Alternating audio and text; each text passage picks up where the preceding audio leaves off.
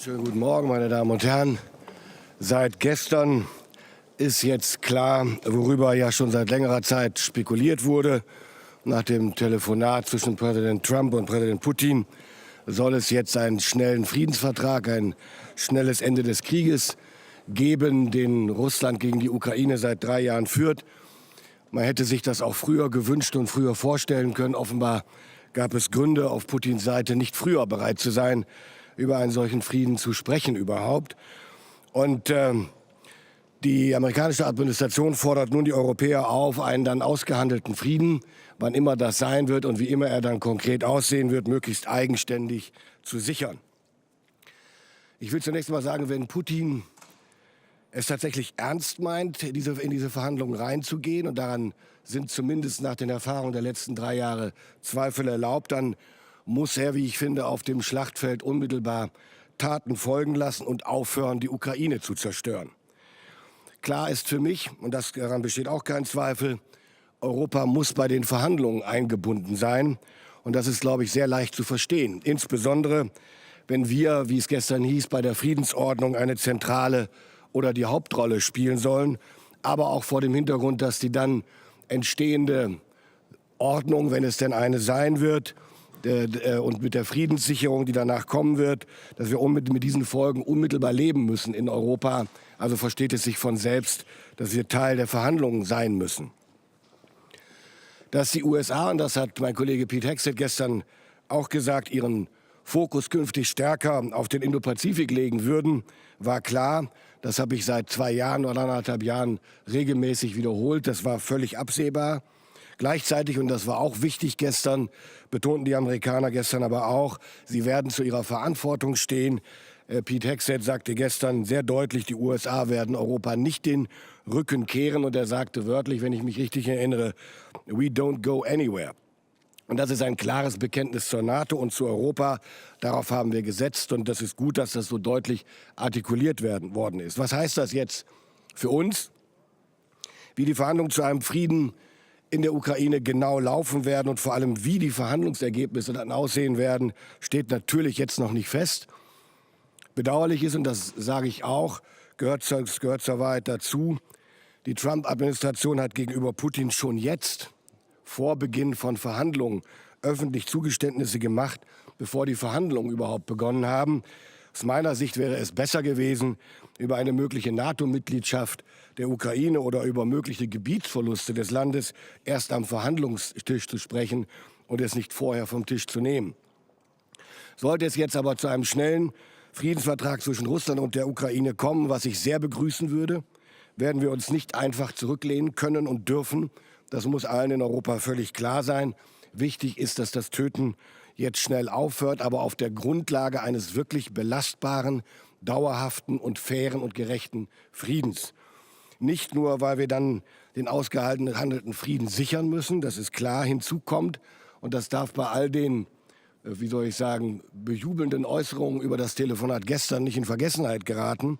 Putin provoziert den Westen permanent und greift uns hybride an. Es wäre naiv zu glauben, dass diese Bedrohung durch einen solchen Friedensschluss, wann immer er kommt, ich wiederhole es, tatsächlich nachlässt. Wir werden deshalb noch stärker und noch schneller in unsere Fähigkeiten zur Abwehr und Verteidigung investieren müssen. Ein Frieden, das ist leider eine Erfahrung aus den Jahrhunderten, kann man nur aus einer Position der Stärke heraus sichern. Mehr Sicherheit, und das wissen auch alle, braucht mehr Geld. Bei der Finanzierung darf es keine Denkverbote geben. Ich habe es oft gesagt und wiederhole es. Dazu gehört in Deutschland, dass wir eine Modernisierung der Schuldenbremse brauchen, die es uns ermöglicht, die langfristigen Investitionen in unsere Sicherheit zu tätigen, die nötig sind. Es gibt außerdem Länder in Europa, die schon heute Schwierigkeiten haben, die Maastricht-Kriterien zu erfüllen und das in Einklang zu bringen mit nötigen Investitionen in Verteidigung und Sicherheit. Deswegen sollten wir in Europa prüfen, ob wir die Maastricht-Kriterien auch anpassen, wenn es um Ausgaben für Verteidigung geht. Die nächste Bundesregierung, die in 1,5 Wochen gewählt sein wird, wird sich sehr, sehr schnell positionieren und sich mit unseren Partnern abstimmen müssen. Wir haben keine Zeit zu verlieren.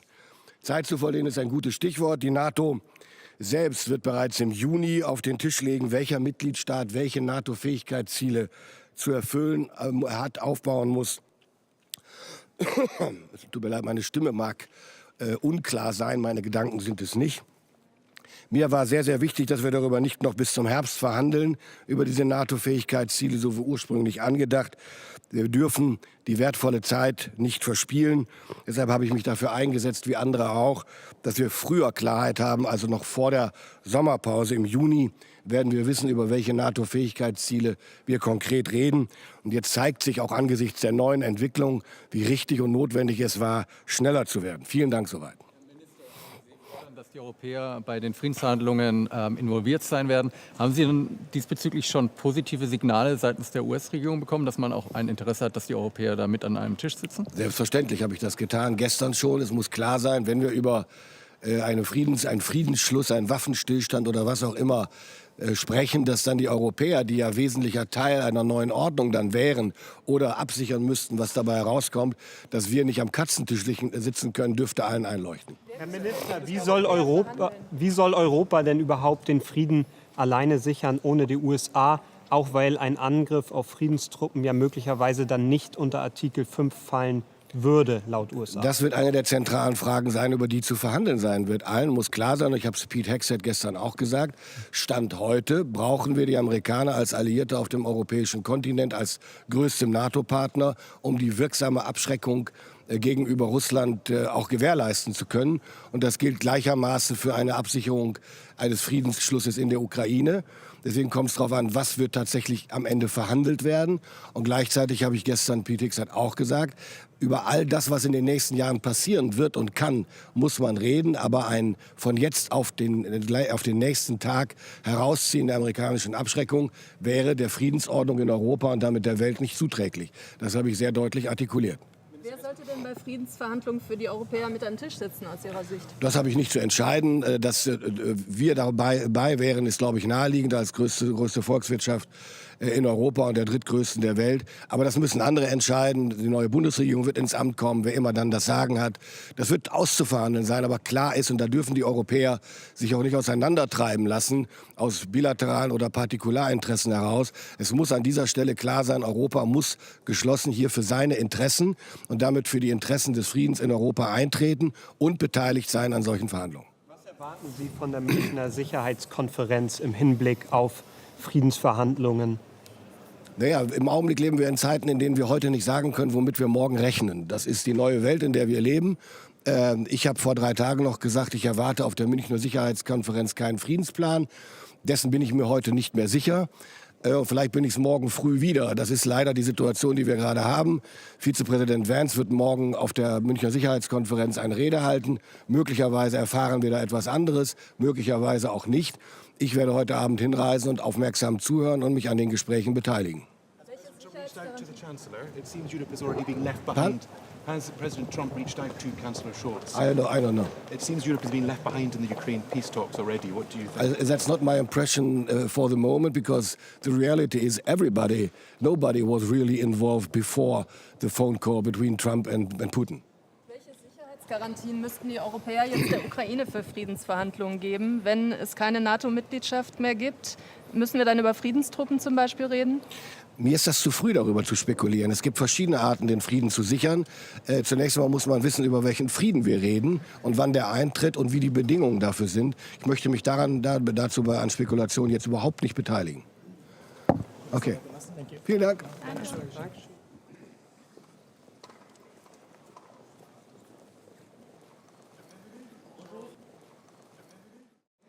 Good morning. Today we will be talking about military capabilities that we will need for our collective security, to be able to defend our peoples, our countries, our territories, also our values and our interests. We know we have to invest heavily into our security and into our capabilities. We have come a long way. We have a long way to go. This is extremely important for all of our allies to stick together here. We have very ambitious targets while we are still fulfilling our pledges that we have committed to at the Vilnius and at the Washington summits. But numbers should not be set arbitrarily. What we should be focusing on is our plans and our ambitions that determine our investments, not the other way around. So this is what we will have to work on. We know there are a lot of challenges because we need to ramp up our military industrial complex in the EU. We need to leverage also our joint procurement, for example, via NSPA. So these are challenges we need to face, and we need to face them urgently. Ukraine needs to continuously be supported by all of us, and Luxembourg will be by Ukraine's side until the very end, and all of the allies should. We had the Ukraine Defense Contact Group meeting yesterday. Today we will have the NATO Ukraine Council. There are talks about peace plans. Nothing about Ukraine should be decided without Ukraine at the table. Nothing about European security should be decided without Europeans at the table. Also talking about European security guarantees. This is the only way we will have sustainable peace. Thank you very much. Borders, do you agree? I didn't hear the question. The US yesterday said it's unlikely Ukraine will get NATO membership, unlikely you can return to pre-2014 Well, we borders. committed to having relations with Ukraine also at the Washington summit, and at this point we will stick to that. Thank you.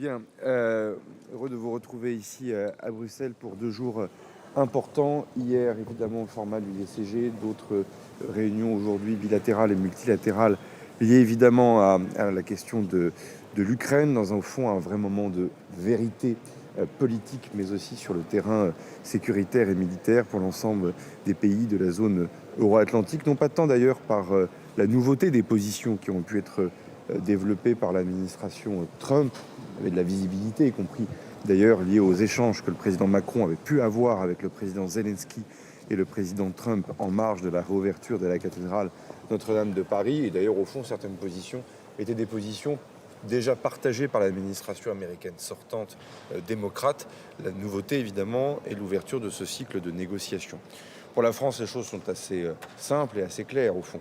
Soit nous sommes dans des paramètres de discussion qui permettent réellement d'apporter la paix par la force, soit au contraire, ça sera la paix par la faiblesse. Et la paix par la faiblesse, malheureusement, pourra nous amener à des situations sécuritaires dramatiques, voire même à l'élargissement à terme du conflit, sans oublier évidemment l'impact déplorable que cela pourrait avoir chez d'autres compétiteurs. On ne peut pas ne pas citer Pyongyang, Téhéran et dans une autre mesure la question évidemment que pose la Chine en matière de défis. Et donc au fond, on est dans ce matin une réunion qui va poser un peu la question de l'avenir de l'Alliance. On dit que c'est l'alliance militaire la plus importante, la plus robuste de l'histoire. C'est historiquement vrai. La vraie question, c'est est-ce que dans 10 ou 15 ans, c'est toujours le cas? Et ça pose évidemment la question des dépenses, mais au fond, c'est un non-débat. Tout le monde sait qu'il faut dépenser plus. Tous les parlements, pratiquement, de l'Alliance sont en train de voter des crédits d'augmentation. Je ne vous parle même pas de la France, dont les crédits vont considérablement augmenter, doubler. Nous allons peut-être même encore aller au-delà. Mais en fait, c'est à quoi sert cet argent public? Si c'est pour gagner la guerre d'hier, si c'est pour remplir nos hangars de matériel, parfois d'ailleurs américain, pour un certain nombre de pays européens, sans pour autant chercher l'efficacité militaire réelle, ça sera un échec devant nos peuples, un échec pour le continent européen, un échec devant l'histoire. Et donc, au fond, c'est la question de l'industrie de défense, de l'économie de guerre, de la réalité du nombre de bateaux, d'avions, de troupes qui sont réellement mis à disposition de l'OTAN pour exécuter les différents plans de défense. Et puis sans oublier évidemment la question de l'innovation. Vous avez vu le temps important, unique, inédit que nous avons eu à Paris avec d'ailleurs la coprésidence indienne. Le Premier ministre Modi était à Paris pour ce sommet sur l'intelligence artificielle. Il est évident aussi qu'il faut qu'on parle davantage d'innovation ici dans cette enceinte. Des choses sont faites. Saluer le travail important qui a été fait est menée par ACT, et notamment évidemment le commandant suprême pour la transformation de l'OTAN, l'amiral Vendier. Et j'aurai l'occasion tout à l'heure d'annoncer et de confirmer qu'avec un certain nombre de pays du nord de l'Europe, nous allons nous joindre à des initiatives, notamment en matière de drones de surface en Baltique, pour là aussi être capable de répondre à la menace russe telle qu'elle se dessine devant nos yeux pour les années qui viennent. En tout cas, c'est un grand moment de vérité. Il y aura beaucoup d'engagement de Paris pour la sécurité de l'Alliance, avec aussi les positions classiques françaises d'autonomie, évidemment, et la volonté de ne pas être systématiquement alignés. Mais en tout cas, c'est le moment de la lucidité et c'est le moment de la gravité, sans faire preuve de faiblesse. Merci à toutes et à tous. Je ne prendrai pas de questions. La place de l'Union européenne quand même dans les négociations de paix. Merci infiniment.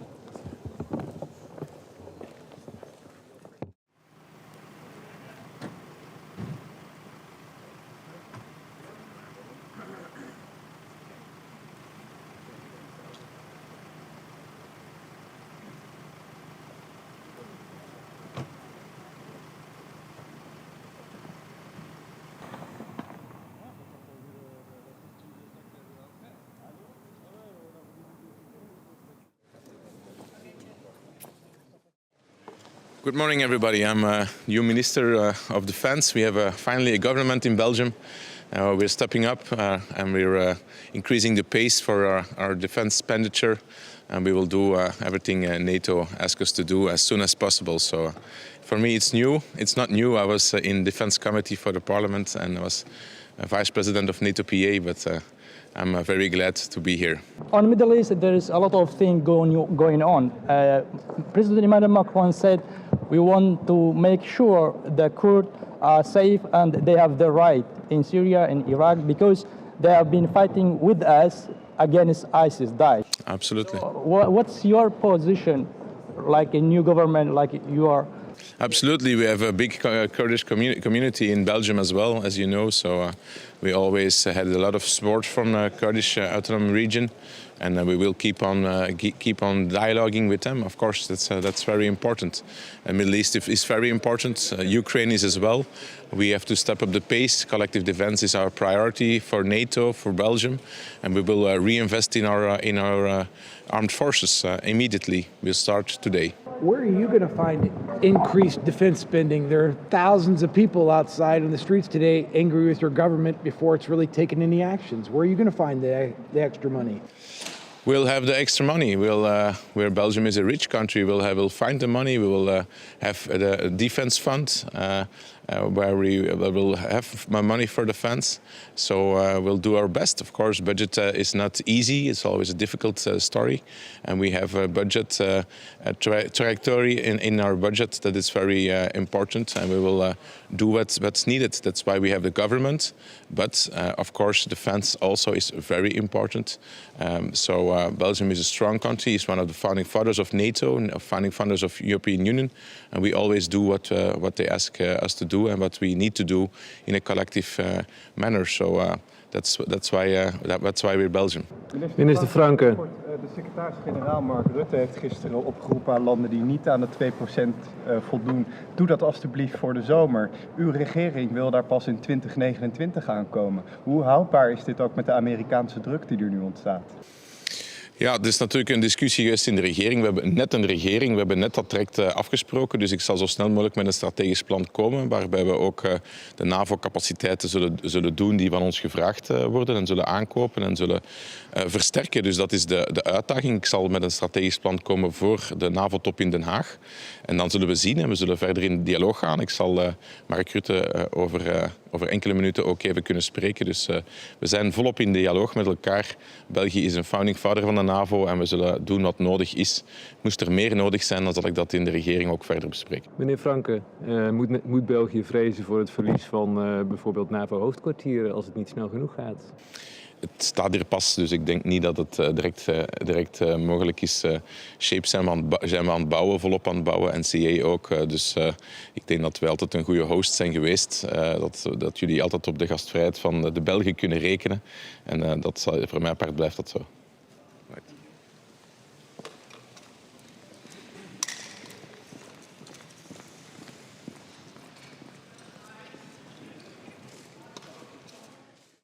Let me start by saying that I had a call last night with Chancellor Scholz to share with him the sadness we all feel with the terrible attack happening in Munich yesterday. 36 people wounded, some of them seriously wounded. So our thoughts are with them, with their family, with their friends.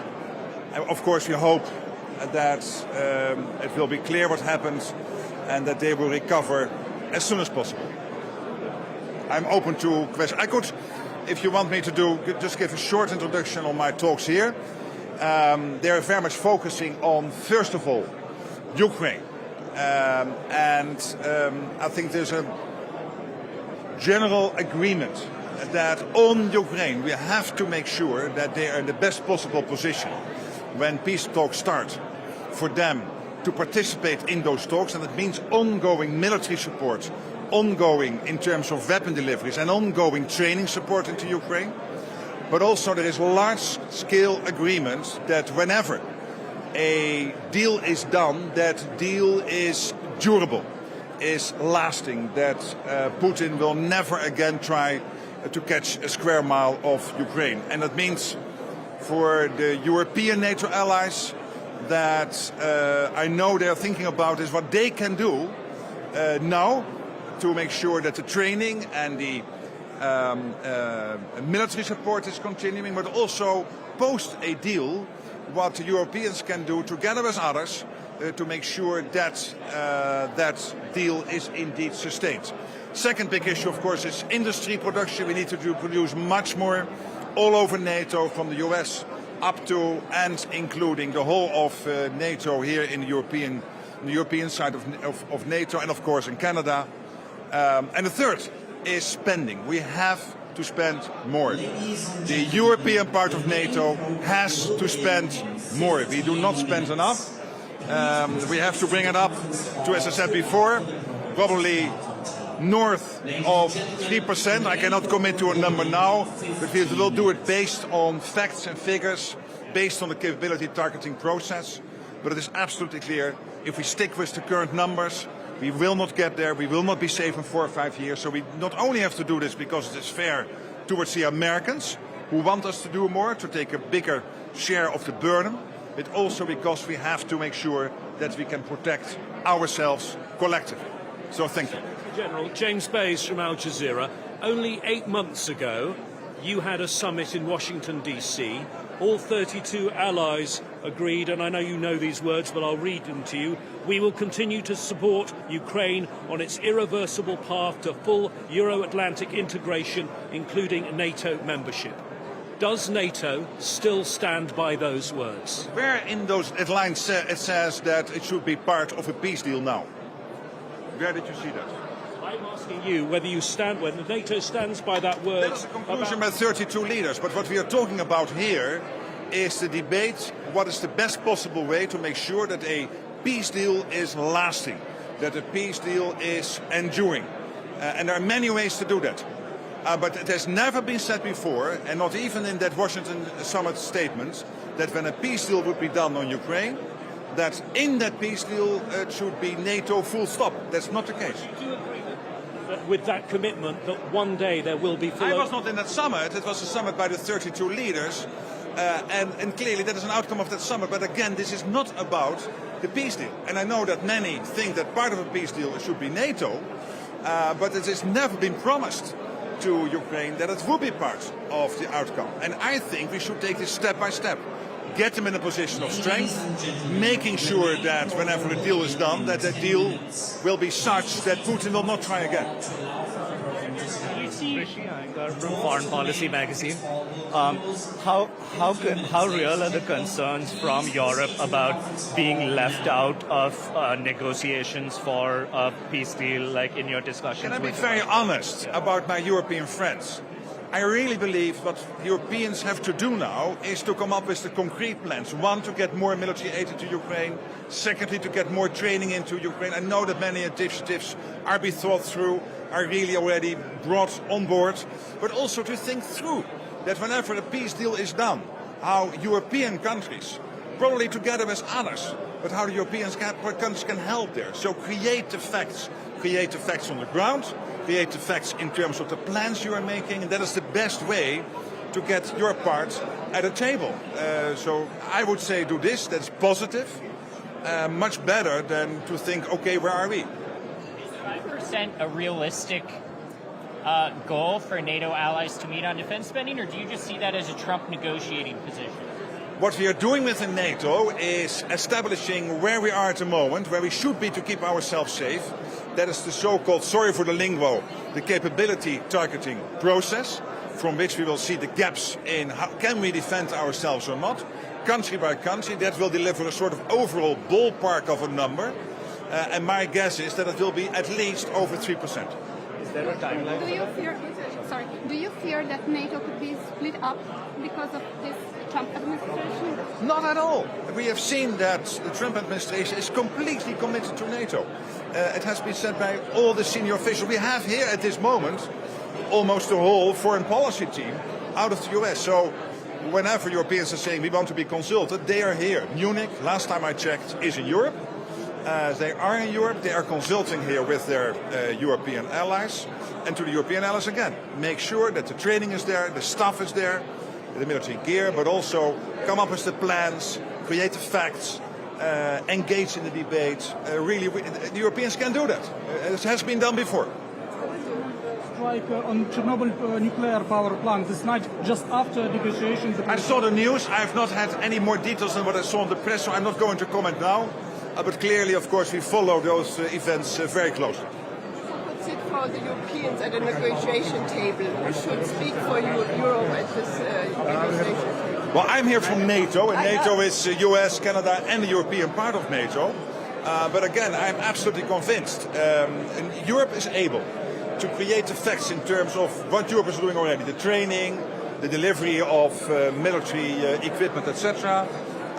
But at the same time, now that the talks could start sooner than later on peace in Ukraine, make sure as Europeans that it's clear what the European side could offer in terms of making sure that a peace deal is lasting.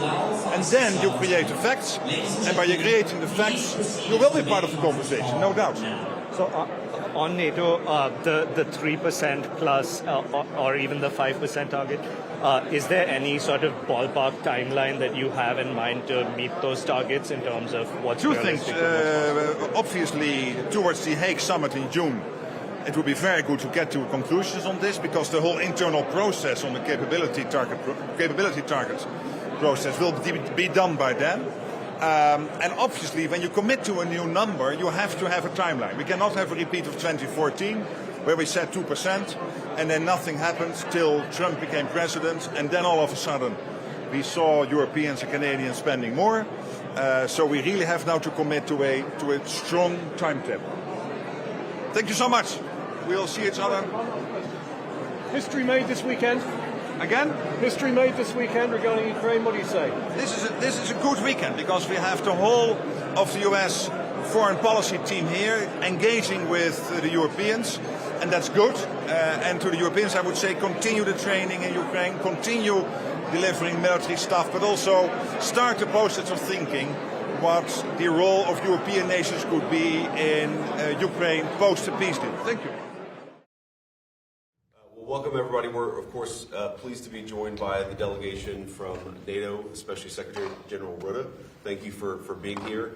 This is actually our second meeting, the first right before the inauguration, and the second now here at the Munich Security Conference. Of course, we're going to talk about NATO, in particular the President's desire to see NATO spend a little bit more resources on defense. And I know that's something Secretary General Rutte agrees with me on. We're going to talk, of course, about the Ukraine-Russia conflict and how to bring it to a negotiated settlement. And I'm sure we'll talk about some other areas of cooperation, too. I mean, my high-level argument to these folks is, look, Europe is, of course, a very important ally of the United States. NATO is a very important military alliance, of course, that we're the most significant part of. But we want to make sure that NATO is actually built for the future, and we think a big part of that is ensuring that NATO does a little bit more burden sharing in Europe so that the United States can focus on some of our challenges in East Asia. So we'll have a good conversation. We have great people here, and we're thrilled to have them. Thank you. Thank you so much, Mr. Vice President, and it's a pleasure to see you again. And I want to thank you for the American people for everything you are doing to keep the whole world safe, basically. And I know there are many theaters in the world you really have to take your attention to. So I do understand the issue of burden sharing. It is crucial. I also want to thank you personally for everything you have done over the years in engaging with Europe. It has been noted, you have been here before, and it's really important. And I look forward also from that perspective to our talks. And on Europe stepping up, the European part of NATO stepping up, you're absolutely right. It has to be done. We have to grow up in that sense and spend much more. We also have to discuss the defense industrial base. Of course, this is a problem we have both in the US and in the rest of NATO. We are simply not producing enough. We are not keeping up with the Russians and the Chinese. And then, of course, Ukraine. How to bring Ukraine to a lasting peace. No Minsk again, so it has to be lasting. Putin should never try it again. And how to get them into a place of maximum strength when the talks start. So a lot to discuss, and we're looking forward also to build a relationship. Great. Likewise. Good to see you. Thank you. All right. Thank you all. Good to see you guys. Hello, everyone. Today is an important meeting of instrumental platform. Ramstein format is very imperative to continue supporting Ukraine. In sense of principles, certainly it must be underlined that we should negotiate and act from positions of strengths. So if we speak about any peace, so it means that peace through strengths, but it's also, of course, about the practical steps. So practical steps forward in terms of financial support, in terms of military support, in terms of strategic support to Ukraine. Latvia has contributed last year more than 0.25% from our GDP militarily supporting Ukraine. And also now we continue with that support, at least 0.25% also this year. We being top 3 countries supporting Ukraine. Now we come with new donations. We will announce about a donation of 42 armed personnel carriers, which is a battalion size donation. We continue co-leading the drone coalition, as well as there are additional commitments to support with financial support, but also with specific numbers of drones this year. And of course, continuous importance of training for Ukrainian soldiers. So once more, in principle, peace through strengths, but with very practical steps now coming this year as well. What do you wish from the new US administration in regards to NATO politics? Well, we must be united. We are a community of like-minded. We realize what is a common threat. I think there is an understanding of this common threat. So the threat assessment is always important to base our policies and already practically implement them. Of course, I expect also that new administration has already underlined the importance of military spending, that we supporting Ukraine, also donating, investing in their own defense and deterrence absolutely is crucial. Again, I can underline Latvia this year invests almost 5%, 3.45. Next year will be already closer to 4%. We believe that investment in our defense and our deterrence is absolutely crucial. So I think we do our homework, but of course we invite also other members of the transatlantic community to do the same. So it is very important in these times, both supporting our own defenses, but at the same time supporting Ukraine as well. Can Europe support Ukraine without the US, though? I think that US support is indispensable. It is crucial. Yes, Europeans have to do, we as Europeans have to do our homework. We have to, of course, invest as a fair burden sharing, both again in our own defenses and also supporting Ukraine. So we believe that this support, taking into account that there is common threat assessment, it will continue also from US side. So of course, from our side, the motivating encouragement will come that it is a common joint mission to support Ukraine, because at the very end it's about repercussions, implications for international global order, which benefits all like-minded community countries, including the United States. Thank you. Thank you very much. Thank you. Have a nice day. Bye-bye. Thank you. Yes, please.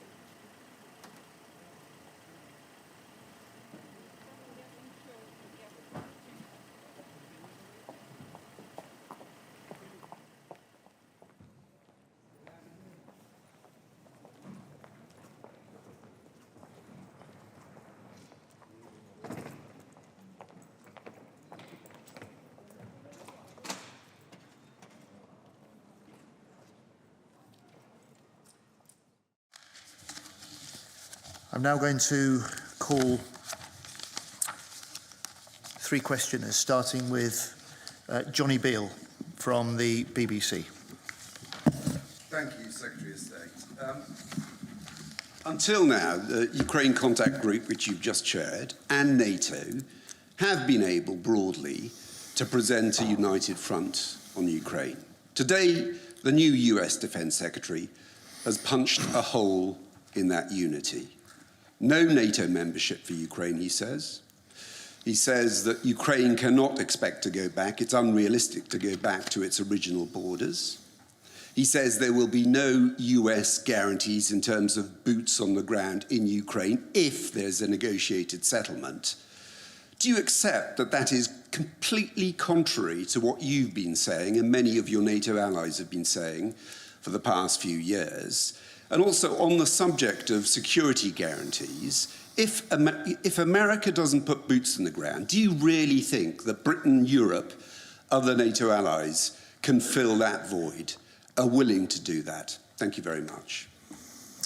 So what Secretary Hegseth set out today was confirmation of his commitment to continued involvement in this Ukraine Defence Contact Group. That's the international coordination of support for Ukraine.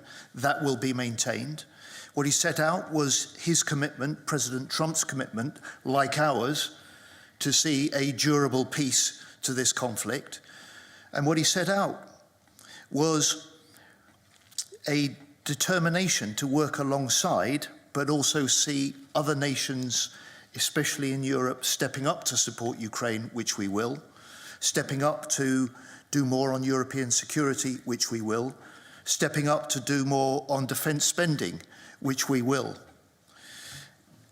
And we, as a NATO alliance, to which he also gave the firmest possible continuing commitment, have always been clear that Ukraine's rightful place is in NATO. That is a process that will take some time.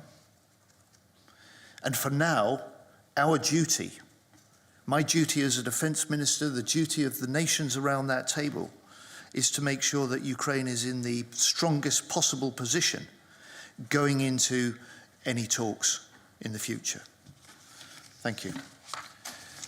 I call, forgive me, I've got my list here. Claire Sebastian, CNN. Thank you very much for taking my question. I want to follow up on the comments around the US Defense Secretary ruling out NATO membership for Ukraine as part of a peace settlement.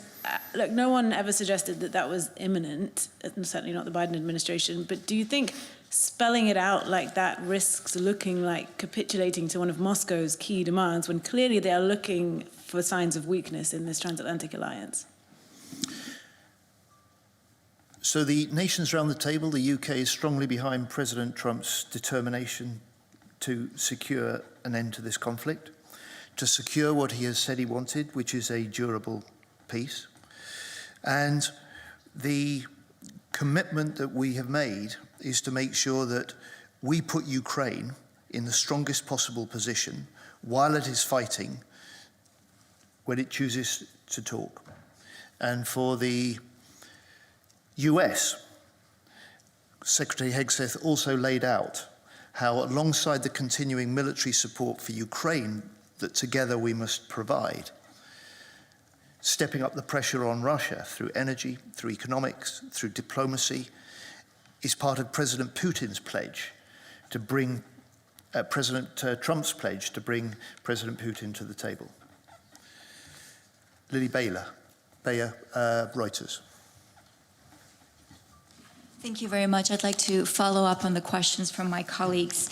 One thing we also heard from Secretary Hegseth is he said that Europe must provide the overwhelming share of future lethal and non-lethal aid to Ukraine. From your perspective, is this doable and realistic as a goal? Can Europe actually provide the largest share, the overwhelming share of assistance, and still put Ukraine in that strong position that you were describing? Thank you. What the nations round the table and the discussion this afternoon confirmed was that the European nations and the wider international nations, alongside the US, can and must step up the help for Ukraine, and we will.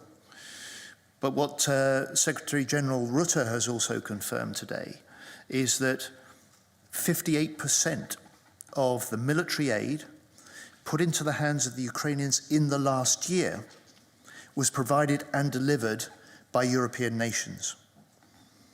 So we are stepping up the support for Ukraine. We will do more. We'll do that alongside the Americans, and we will do that to support the President Trump's pledge to bring Putin to the table and to secure a durable, lasting peace to this war in Ukraine. Thank you very much.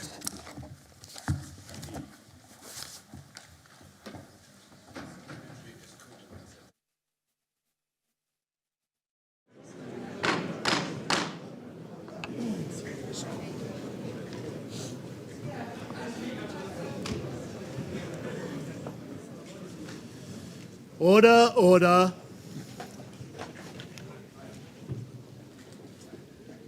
Good afternoon to you all. Let me welcome you all to the 26th meeting of the Ukraine Defence Contact Group. 46 nations and partners in the room this afternoon at 1 week's notice. Thank you for being here. Thank you for making yourself available. A coalition stretching from the Indo-Pacific to South America. And it's a pleasure to be joined by Secretary Hegseth, who confirmed to me this morning the US's continued commitment and involvement to the UDCG. Pete, we all wish you all success in your new job. Friends, we meet at a moment of great consequence. 2025 is the critical year for the war in Ukraine. Ukrainians continue to fight with huge courage, military and civilians alike. Their bravery, fused with our support, has proved a lethal combination. Putin believed he would win this war in 3 days, but now, nearly 3 years on, 850,000 Russians have been killed or wounded. But while Russia is weakened, it remains undeniably dangerous and is slowly taking ground. President Trump and President Zelensky have both spoken of their desire to achieve peace through strength. And it's the commitments here through this contact group that provide the strength to achieve that peace. And our job as defense ministers is to put into the hands of the Ukrainian war fighters what they need to fight and what they need to help force Putin to the negotiating table. At this crucial moment, we must step up further to strengthen Ukraine, to pressure Putin, to secure peace. And speaking as a European defence minister, we know our responsibilities. We are doing more of the heavy lifting, sharing more of the burden. Europe is stepping up with more defence spending and more support to Ukraine. For our part in the UK, we will spend £4.5 billion this year in military aid to support Ukraine, more than ever before. And by the end of March, both directly and working with our partners Latvia and other allies, we will have delivered over 10,000 drones in the last year alone. And today I've announced an extra £150 million in new firepower, tanks, artillery, air-to-air missiles, and new contracts for repairs to crucial kit in Ukraine. Ukraine's security matters to global security. This war was never just about the fate of one nation. China is watching. Iran and North Korea are watching. All, like Putin, are looking for signs of weakness, for our determination to fade, for our unity to fracture. And when aggression goes unchecked on one continent, it emboldens regimes on other continents. When the border of one country is redrawn by force, it undermines the security of all nations. So let us recognize this danger. Let us confront it with conviction and unity and secure peace through strength together. Now it gives me great pleasure to introduce the new US Defense Secretary, Secretary Hegseth. Well, good afternoon, friends. Thank you, Secretary Healy, for your leadership, both in hosting and now leading the UDCG. This is my first Ukraine Defense Contact Group, and I'm honored to join all of you today. And I appreciate the opportunity to share President Trump's approach to the war in Ukraine. We are at, as you said, Mr. Secretary, a critical moment. As the war approaches its third anniversary, our message is clear. The bloodshed must stop, and this war must end. President Trump has been clear with the American people and with many of your leaders that stopping the fighting and reaching an enduring peace is a top priority. He intends to end this war by diplomacy and bringing both Russia and Ukraine to the table. And the U.S. Department of Defense will help achieve this goal. We will only end this devastating war and establish a durable peace by coupling allied strength with a realistic assessment of the battlefield.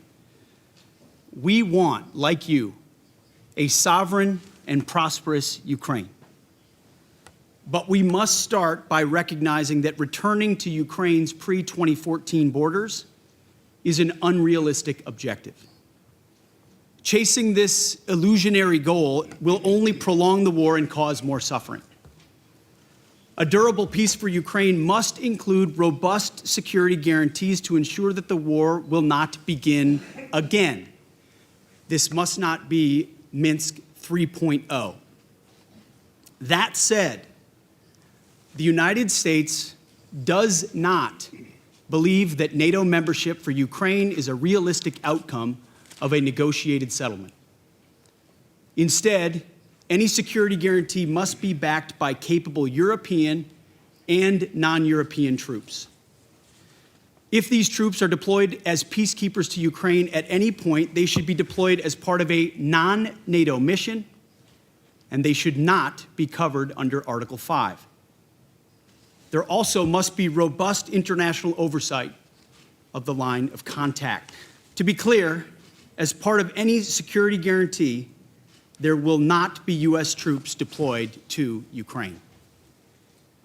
To further enable effective diplomacy and drive down energy prices that fund the Russian war machine, President Trump is unleashing American energy production and encouraging other nations to do the same.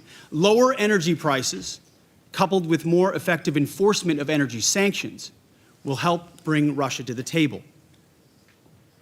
Safeguarding European security must be an imperative for European members of NATO. As part of this, Europe must provide the overwhelming share of future lethal and non-lethal aid to Ukraine. Members of this contact group must meet the moment.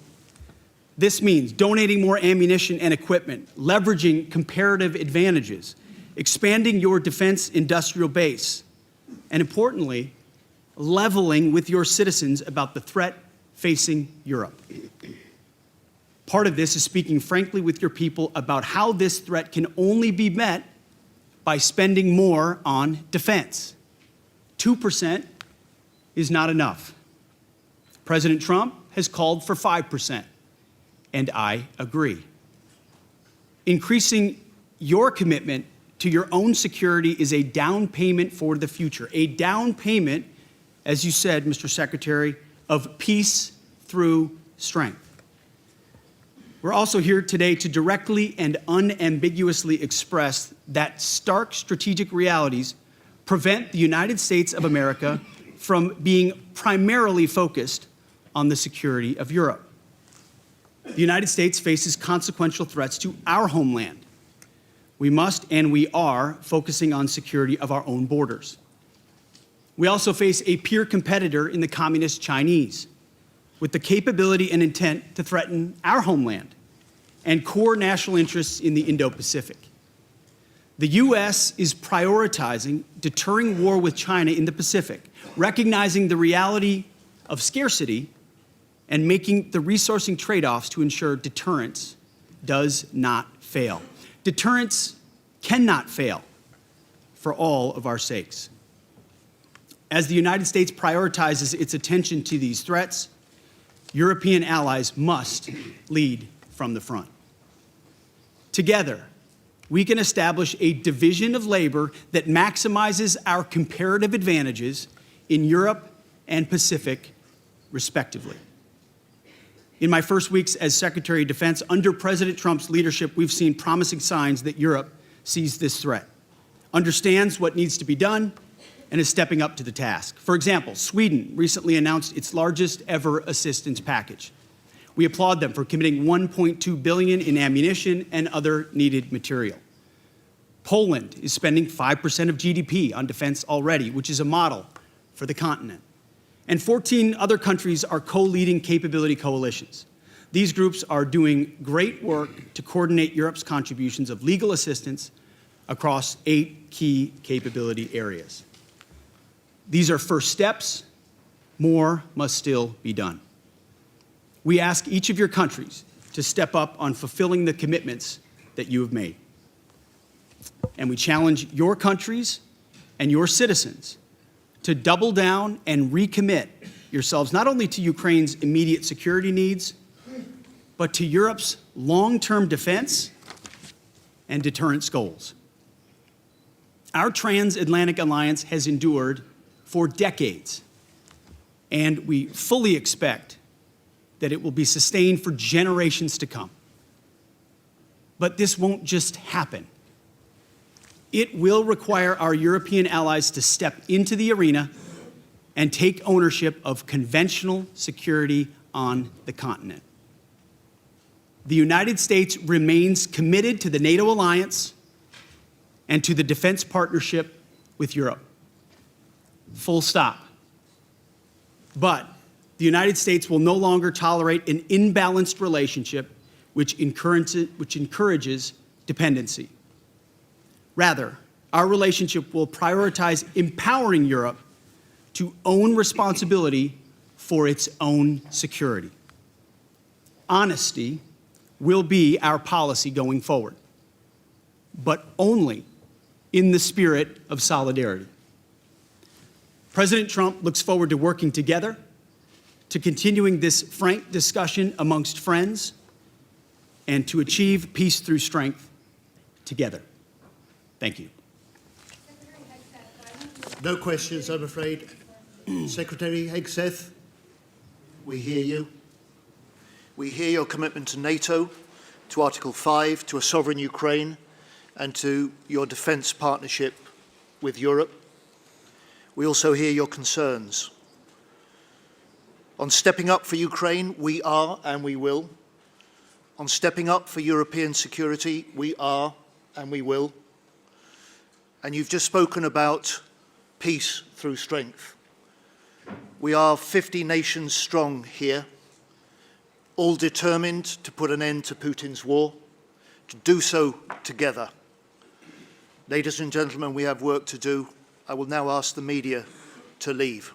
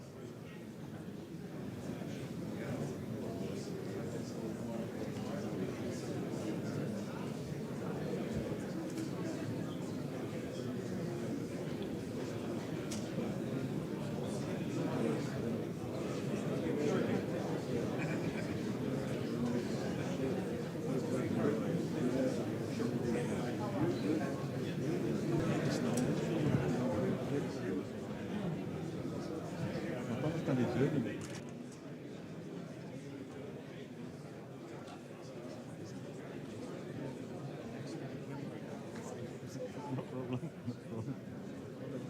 trying to get it.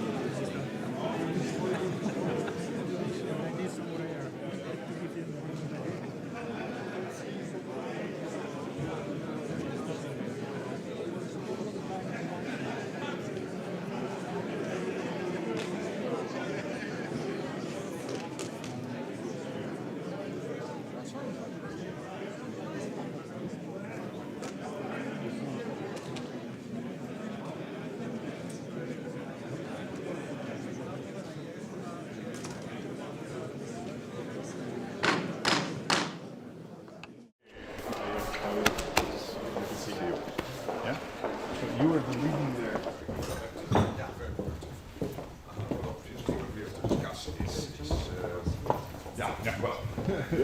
Some developments. So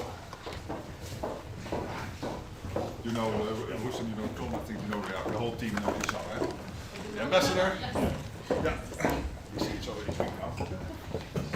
Vladimir, the president, is in Munich this week, so I'll see him there. He has to... Okay. Yeah. So we are at equal height.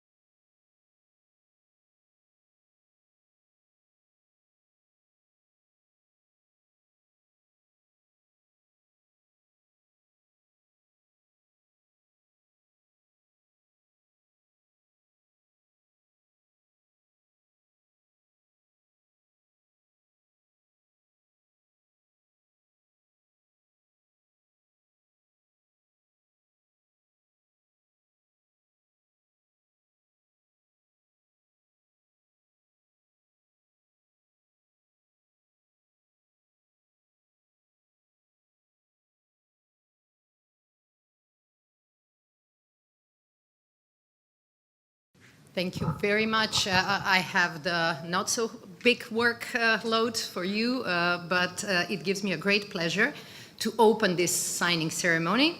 We are signing 2 new multinational high visibility projects, but we are also expanding 3 of the existing ones.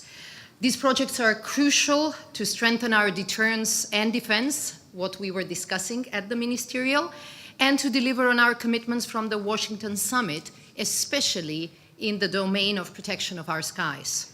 So the first new project aims at developing and procuring solutions against lower-level air threats. And this is where some of the lessons learned from Ukraine actually come into play. The conflict in Ukraine, but also the conflict in the Middle East, have shown how effective and dangerous small drones can be at the tactical and operational level. So countering drones and other types of lower-level threats is therefore essential to protect our armed forces, our military installments, but also civilian infrastructure. And this is the goal of this project that gathers 14 participating allies. The second new project is on passive air surveillance sensors. Again, the war in Ukraine shows us on a daily basis how important passive air surveillance is to protect the military installations and the civilian infrastructure. So this kind of system, which is designed to detect, locate, track, and identify air threats, involves a huge amount of complex systems and tools. And as the time indicates, passive sensors detect threats through a number of factors, but most importantly, the noise they emit. So this is a simple yet very innovative approach that will make our air defense even more effective.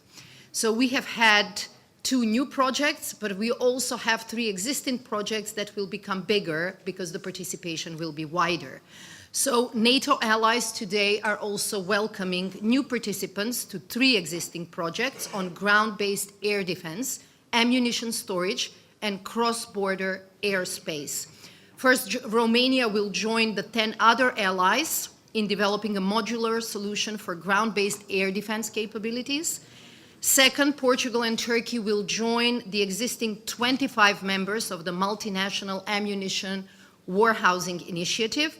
And these initiatives will actually show that these 2 projects have actually been very successful, and this is why additional allies want to join. So the addition of Portugal and Turkey, and in the first case Romania, shows the importance of this topic and the success of the project so far. Finally, the United Kingdom will join 20 other allies in the cross-border airspace initiatives that seeks to harmonize allied airspace management across the civilian and military domains in order to conduct more easily and more effectively training and exercises.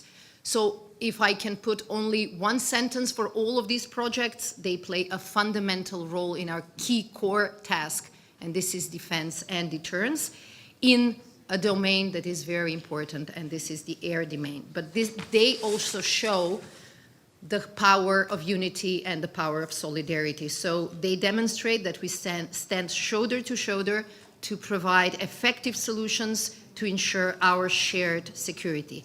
So if there was one sentence to define the call from the Defense Ministerial, it was that we need to move from words to action. This is why I end up by finishing with my words and giving you the possibility for action.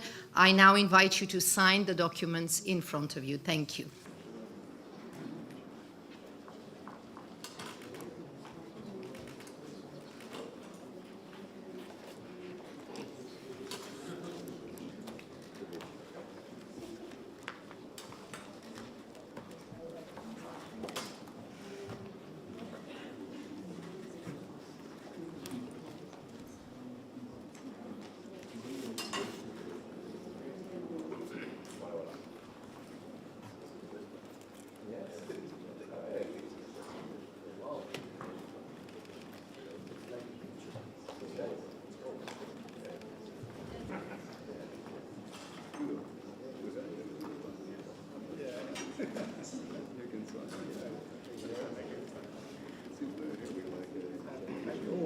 Strengths.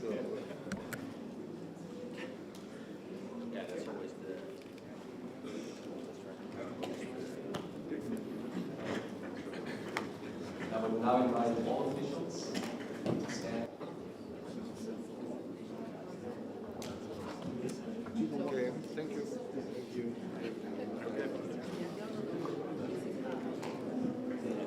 And that concludes our signing ceremony. Thank you very much.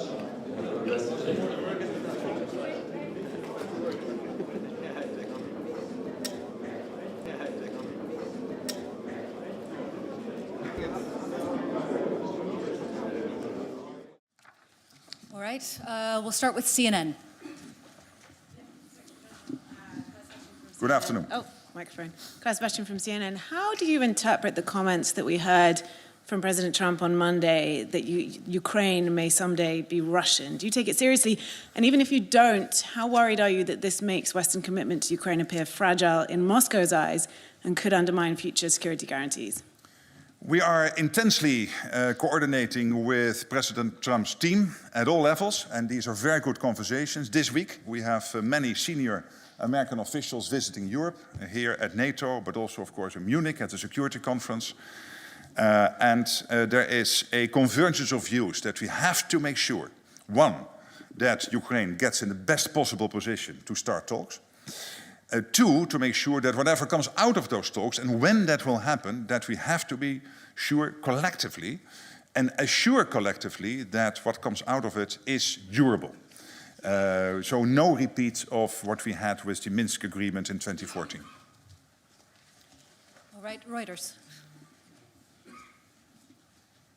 Secretary General Andrew Gray from Reuters, you said that the assistance needs to be equalised, assistance to Ukraine between the United States and other allies, but you've just given figures that show the majority of that aid comes from other allies, not from the United States. So how much of a rebalancing does there actually need to be? And secondly, on the same theme, you said in Davos that if the Trump administration is willing to continue supplying American weapons, Europe will pick up the bill. How many European leaders have agreed to do that, and have they told you where the money will come from? Well, first of all, we are on the right trajectory, indeed, when it comes to the aim of equalizing what the US basically decides as a one nation within NATO, comparable to all the other allies within NATO, so that we are equalizing. And here we see that Canada and Europe are even over 50% now, so that is good. But we have to maintain that trajectory. That's crucial, and I completely concur with President Trump and his team that this is the only sensible way forward.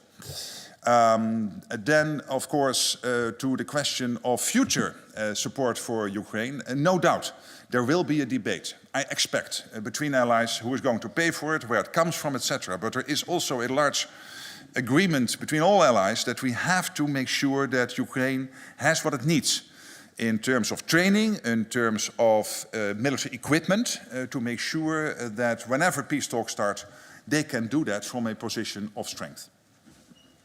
All right, Sky News.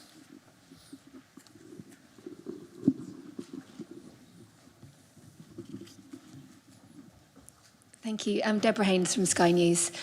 Donald Trump has repeatedly called on European NATO allies to spend more on defence, and he's also made clear that his priorities for security are facing up to the threat posed by China and defending America's own borders. How confident are you, therefore, that America would come to Europe's aid if European NATO allies came under attack, and could European allies alone defend themselves? I think my reaction needs to have two elements. First of all, on the defense spending. President Trump has consistently asked for the Europeans to do more. We had a pledge in Wales in 2014, and basically not a lot happened after 2014. And it really started to take off when he was president in post-2016, 2017, and particularly in 2018, 2019, up to today, including the 20% increase, 23 compared to 24. US, NATO allies, so excluding the US, Canada and the EU, paying 20% more. And we have to continue this. The good thing is that what we have in place now is a process based on NATO's defense planning process, which will lead to clarity on what needs to be done to keep us safe, the capability targets. From there, we will see where the gaps are. We know already that they probably will be in the area of missile defense, air missile defense, in the area of logistics, military mobility, long-range weapons, but also to increase the strength of our armies. Yes, the Navy and of course our Air Force, but particularly when it comes to our armies, we'll have to do more, including making sure that they can fight prolonged wars, and that they will be more heavily armed, including with tanks. And all this costs money. We are now getting those numbers on the table, and this is the big difference with 2014. There it was, let's do 2%. Now we will have a content-driven debate. How do we fill the gap between where we are and where we have to be? And I expect this to be north of 3%, I said before, but I'm not committing to a number now because we are still at the early stage in exactly coming to the details. And then on Europe and the rest of the world, I think when we discuss this with our American colleagues within NATO, there is a clear joint assessment that what happens in Ukraine or what happens in Europe, and particularly now in Ukraine, is not only Russia, Ukraine, or Russia, Europe. It also involves North Korea, China, Iran. So there is an interconnection now between what happens in the North Atlantic and in the Euro-Atlantic area on the one hand, but also in the Pacific on the other hand. And that means that all these theaters are getting intertwined. And that means from a strategic point of view, we have to make sure that we assess them like this. But I completely understand that the Americans want the Europeans and the Canadians to pay more. And again, back to the first question, we are assessing exactly what needs to be done based on the capability target process. All right, Ukraine Public Broadcasting. Thank you. One of the possible points of US peace plan is to postpone Ukraine's accessions for NATO for several years or even decades. What's your position on that? And short of NATO membership, how can NATO allies provide Ukraine security guarantees after possible ceasefire? Thank you. We have one problem here, and that is that we have a democracy, and that means that journalists ask questions to the politicians coming in, to me as Secretary General, and that is great. The big difference, of course, with Moscow is that Vladimir Vladimirovich Putin is not facing this. So he can keep his ideas close to himself. And I do not want him to be wiser than he is already. He is sitting there in that reclining chair, awaiting what I'm going to say here and others will say at NATO. I know two things. One, we have to make sure that Ukraine is in the best possible position whenever talks will start about the future of this conflict. And when we have brought it to a conclusion, that the outcome of that discussion, the peace deal or whatever it will be, has to be durable, enduring, has to be concrete, carved in stone, that he will never ever again try to attack 1 square kilometer or 1 square mile of Ukraine. These two things are for me crucial. And then we can easily brainstorm about the best way forward, including NATO, other countries getting involved, exactly how to do that. But again, it makes him wiser than he should be. This is all part, of course, of future talks within the alliance, and then to a certain extent, probably also with him. But let's not make him wiser than he is already. DPA, up in the back here.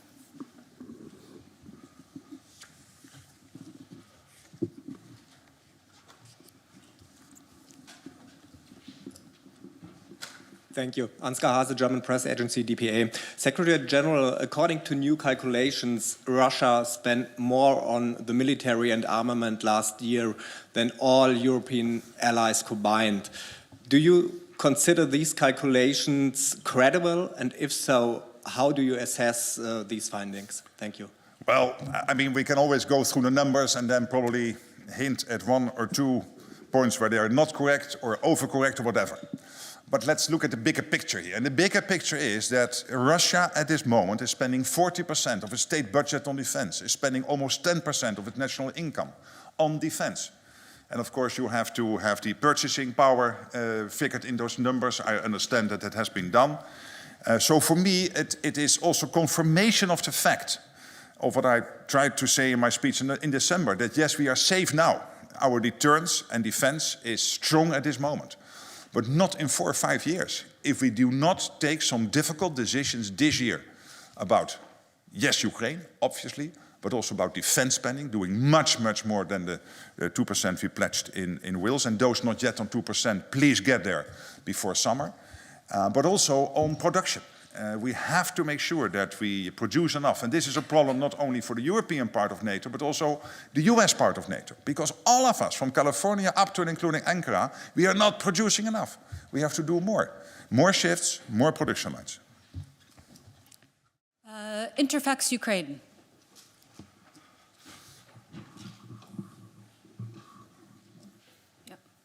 Thank you, Secretary General. Good afternoon. Goedemiddag. Goedemiddag. Okay. Irina Somber, News Agency, Interfax, Ukraine. Question regarding today Ramstein Group. What is your expectation? What kind of outcome can be from this meeting? Will it die? Will it survive? And if it will survive, what kind of role can play NATO in this? Well, clearly you need both, because what the Ramstein format, the UDCG, is doing is making sure that allies and other countries outside NATO commit to make sure that Ukraine has what it needs in terms of particularly support with concrete material to fight the war against Russia. And I already mentioned some of the big announcements the last couple of 2 weeks from Canada, Sweden, the Netherlands and France. And no doubt, I hope today, but also the coming days, you will see new announcements coming out.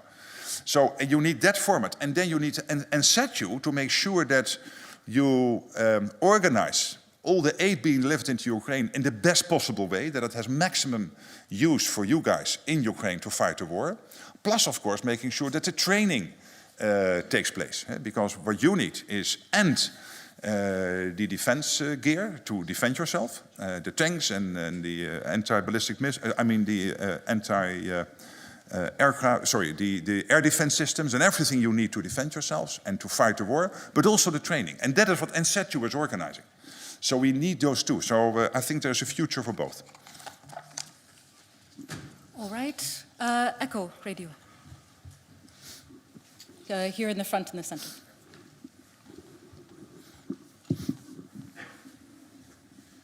Hello, my name is Artem Vesedin. I am from ECHO. This is Russian media in exile. So my question is... I was once on your station when you were still in Moscow in 2011. Thank you so much.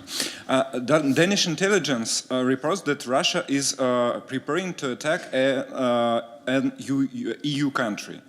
And if so, why isn't NATO preparing for war instead of waiting to Russia to weaken in Ukraine? Some NATO members predict a Russian attack in 5 to 10 years. Does NATO share this view, and what timeline does it consider most realistic? Well, let me not comment on every thing coming out of the intelligence community, which I take very seriously, and in this case, what comes out of the Danish intelligence community. But it is, of course, we have to take note of this. But let me bring it back to what I said before, and that is that at the moment, if Putin would attack NATO, the reaction will be devastating. He will lose. So let him not try it. And he knows this. The deterrence and defense is very strong. What we have to make sure of is that 4 or 5 years from now, given his speed of ramping up his defense industry production and all the other stuff, but also look at what China is doing in having 1,000 nuclear warheads by 2030, investing heavily in its navy, the quality of everything they're producing now at a level that is really comparable to what you're doing within NATO territory. And that is why we need to do the 3 things. Ukraine, 1, making sure that we spend more, considerably more, to make sure that we are able to defend ourselves also in 4 or 5 years. And we need to take those decisions this year. And 3, making sure that we have what we need to defend ourselves. And that is the defense industrial base. And the problem there is we have fantastic companies all over Europe and Turkey and Norway and the UK and in the US and in Canada. But they're not producing enough. They are not producing enough. And my expectation is, in the 4 or 5 years, given all the money going around, the order books of Thalys and of Rheinmetall and Leonardo, but also Raytheon and Boeing and the big defense companies in Turkey and Norway, UK, they will be filled. But hopefully, they will also have put in place, and this is really crucial, the production lines and the shifts to make sure that we get the stuff sooner rather than later. Because otherwise, we have the money, but we can still not defend ourselves. So we need the 2, plus we have to make sure Ukraine prevails. Nos. Thanks today, Dutch NOS, Secretary General. You started stating that you are in close contact, of course, with Trump's administration, meaning you are well informed. What then do you consider as a very unexpected, even bad news Pete Hegseth might come up with, and will you be surprised for these kind of prepared for these surprises? Well, what the US is consistently doing, and this was Trump in his first term, it is again the present administration doing, is telling the European Canadian side of NATO, hey guys, you have to spend more. One, because we need it collectively to defend ourselves, and secondly, because if we spend more and we come closer to what the US is spending, or we come level with them, it means that where they are about half of NATO economy and the other 31 are the other half, that it is fair. And it is common sense to do that. I mean, it's clear that we have to do this. And then, of course, on defense production, we have a collective problem, not just Europe and Canada, but including the US, because they're also not producing enough. And by the way, we spend 4 times more in the US than they spend in Europe. So financially, it's also a good deal for the US. But okay, that's not for me to comment on, but I would think, hey, this is also financially very helpful. So we need the Americans to also ramp up defense production on their side. And they will get a lot of money out of that, as France, Germany and Italy and Turkey, Norway and the UK will get a lot of money out of it, because we need all these defense companies to do this. And then on Ukraine, we need to make sure that they get in the best possible place whenever talks will start. And this is what we are discussing together, also assessing the fact that these so-called theaters, the Euro-Atlantic and the Indo-Pacific, are more and more intertwined, because we know that North Korea, China are part of this, and a bad deal on Ukraine will be watched by Xi Jinping and the other senior leaders in Beijing, and it might give them some ideas on some of their strategic goals they want to pursue in the region. All right. TVR Moldova. Thank you. Vadim Keptanaru, Republic of Moldova, Secretary General. In an extremely important year, election year for the Republic of Moldova, Russia is diversifying and perfecting its arsenal of hybrid war in our country. So how far could Putin go, and what can stop him? And by the way, half an hour ago, another Russian drone fell down on our territory again. Thank you. Well, first of all, maybe we should stop calling it hybrid, because hybrid sounds cuddly, nice, lovely. It is not.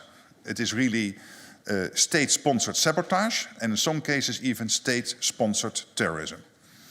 And at least it is destabilizing, trying to destabilize Moldova and the rest of Europe, Canada and the US. And as I said in my short introduction, this includes assassination attempts, jamming airplanes, what you're experiencing in Moldova, but also attacks on the National Health Service in the UK, and there are many examples. And this is why I'm so glad that as NATO, where we used to assess what was happening, we are now much more active in reacting to it together with our allies. Take Baltic Sentry. We brought together that whole activity thanks to General Cavoli under his responsibilities. We brought it together with allies in just 10 days. So the NATO system is able to do this fast. And we need to react to these type of so-called cyber attacks, these destabilizing activities much faster. And we will do that because we are not at war. We are not at peace either, as I said before, and this is one of the examples. Kosovo TV. Thank you. I'm Mehmet Krasniqi from Dugajini Television in Kosovo. Secretary General, can you comment on the recent elections in Kosovo and on the implication for the future relations between NATO and Kosovo? Thank you. And of course, we follow what is happening in Kosovo keenly in Pristina, but of course this is a democratic process. My understanding is that there are initial results, but as far as I know, until today, not a final result. The Electoral Committee is will still report on the final results. And based on the initial results, it seems that there will be a coalition government. And of course, we will make sure that we will work with whoever is leading the country. And of course, we wish the Kosovar politicians well in navigating the political landscape and making sure that there is a stable government as soon as possible. You have a wonderful team. They came in running to they like to keep up with me. Good to see you. Good to see you. Could you do me the honor, Justin, please, to just sign the book? Yeah, letter to me. We'll take half of the meeting.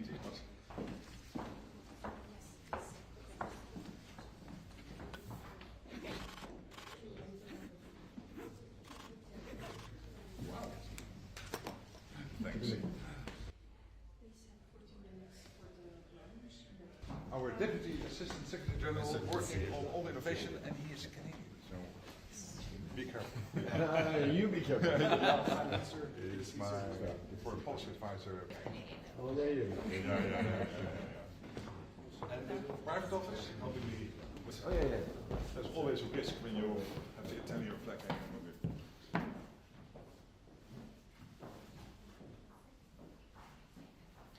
Where is it? No. This is lovely. It's my first time here. Yeah. So no. You have not been here before? No, we tried to host him a little more often. Yeah. I had a visit to Ottawa, you remember, in 2018. There was a few different visits. Some good conversations. Yeah. But then with your speech, I hadn't seen it.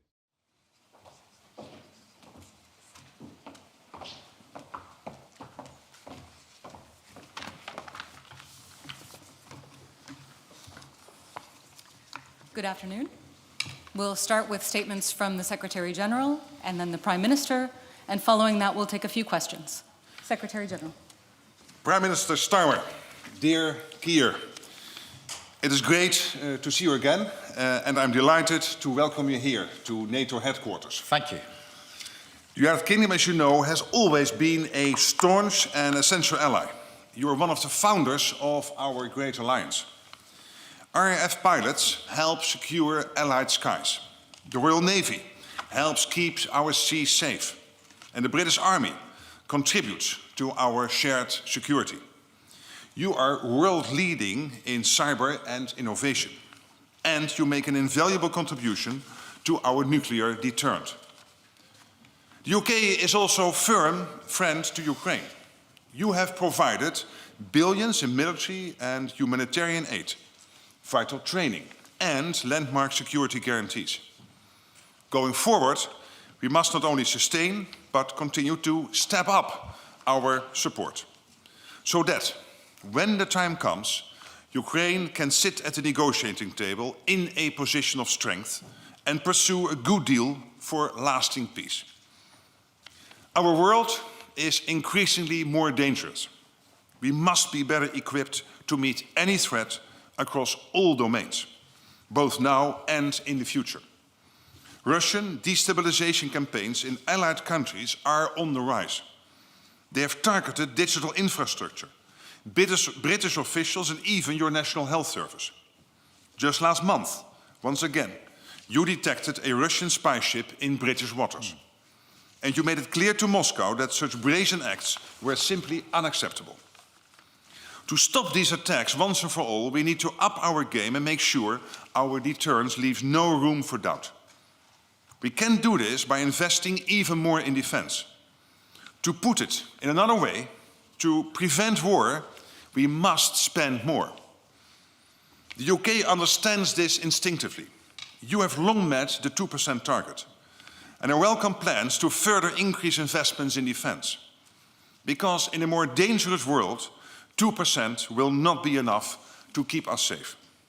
We need to invest considerably more. We also need to replenish our stocks, and fast. There's no time to waste. Reviving our defense industries to ramp up defense production is an absolute must. During World War II, factories in the UK and the US produced billions of rounds of ammunition. That was before digitization and automation. With all the might of British manufacturing, just imagine what we could achieve now. The challenges we face are complex, but together in NATO, there's nothing we cannot do. So thank you for your continued leadership and support of our transatlantic alliance. Prime Minister, dear Keir, the floor is yours. Well, thank you, Mark. It's very good to be here. I should say it's very good to be back here. And as you know, the UK's commitment to NATO is stronger than ever because the need for NATO is stronger than ever. And we've had a very good and productive discussion today on how we can meet the rising threats that Russia poses across our continent, including the situation, of course, in Ukraine. Now, a couple of weeks ago, as you know, I was in Kyiv. I saw residential buildings destroyed just days before. I met soldiers in the ICU recovering from really terrible burns. And I met children whose parents are out there now on the front line. And It's yet another reminder that this is a war not just in Ukraine, but a war on Ukraine against those children and their futures. And that's why together we stand with them. We are all working to end this war. But let's be absolutely clear. Peace will come through strength. And we must do all that we can to support Ukraine's defence. And that means stabilising the front line, providing the kit and training that they need. And that's why this year the UK will give more military support to Ukraine than ever before. We need to see all allies stepping up, particularly in Europe. President Trump has threatened more sanctions on Russia, and it's clear that that's got Putin rattled. We know that he's worried about the state of the Russian economy.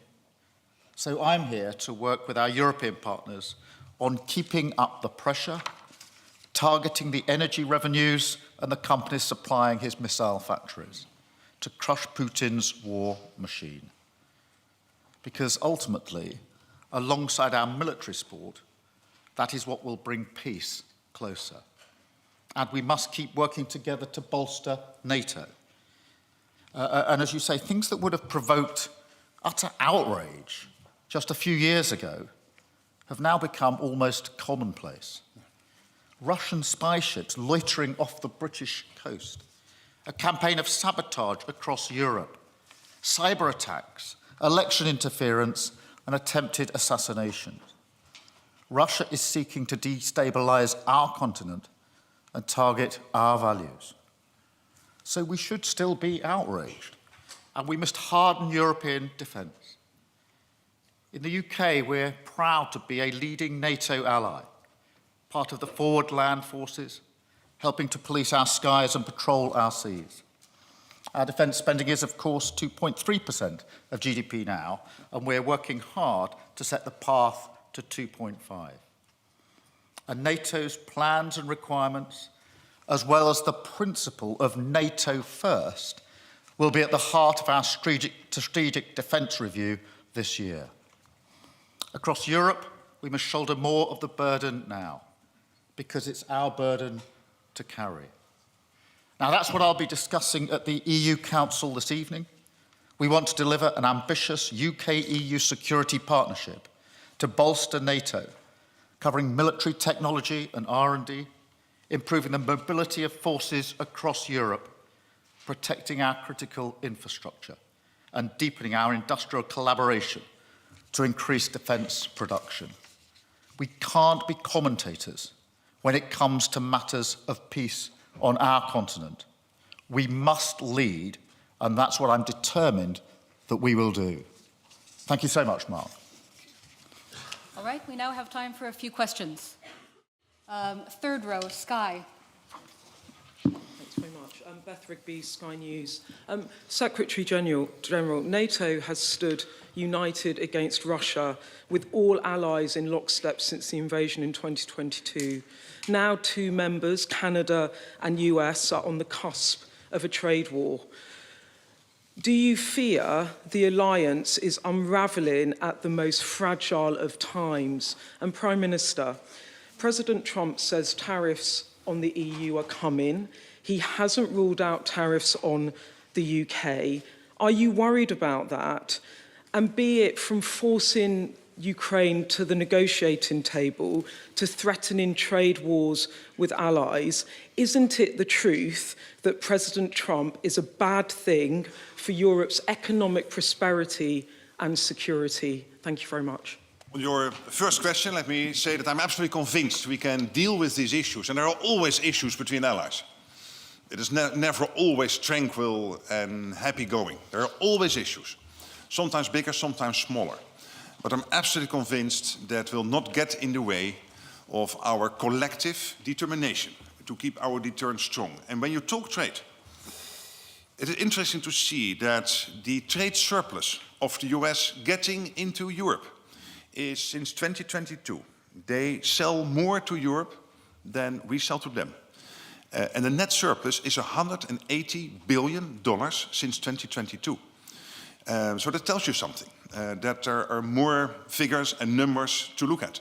But going back to your question, I'm absolutely convinced it will not have an impact on our collective deterrence. Thank you very much, Beth. Look, on the question firstly of tariffs, obviously it's early days, and I think what's really important is open and strong trading relations, and that's been the basis of my discussions with President Trump.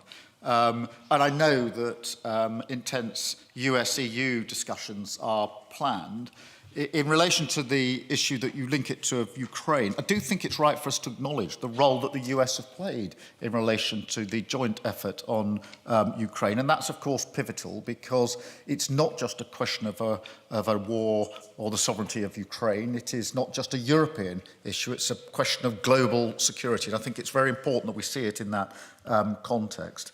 And one thing that's come out of the awful conflict in Ukraine is actually a stronger and bigger NATO, which I think is really important. And as you know, in the Labour Party, we're really proud of the fact that we're a founding member all those years ago in relation to NATO. I think NATO is as important now as it was back then, and it's really important that it's in a stronger position. I think the discussions that we've been having between us today and the discussions I'll have later on this evening are about how we take that forward and strengthen it even further, because there has to be a very strong European element to the defence that we are providing in really difficult times. Thank you. All right. BBC, second row, please. Oh, there it is. Thank you. Chris Mason, BBC News. Questions on a similar theme, if I may. Secretary General, what would you say to NATO members currently falling out with each other in public over tariffs? And what's your message to the United States and Denmark as they are feuding over territory? And Prime Minister, would you be willing to water down your reset with the European Union in order to keep President Trump on side? Thank you.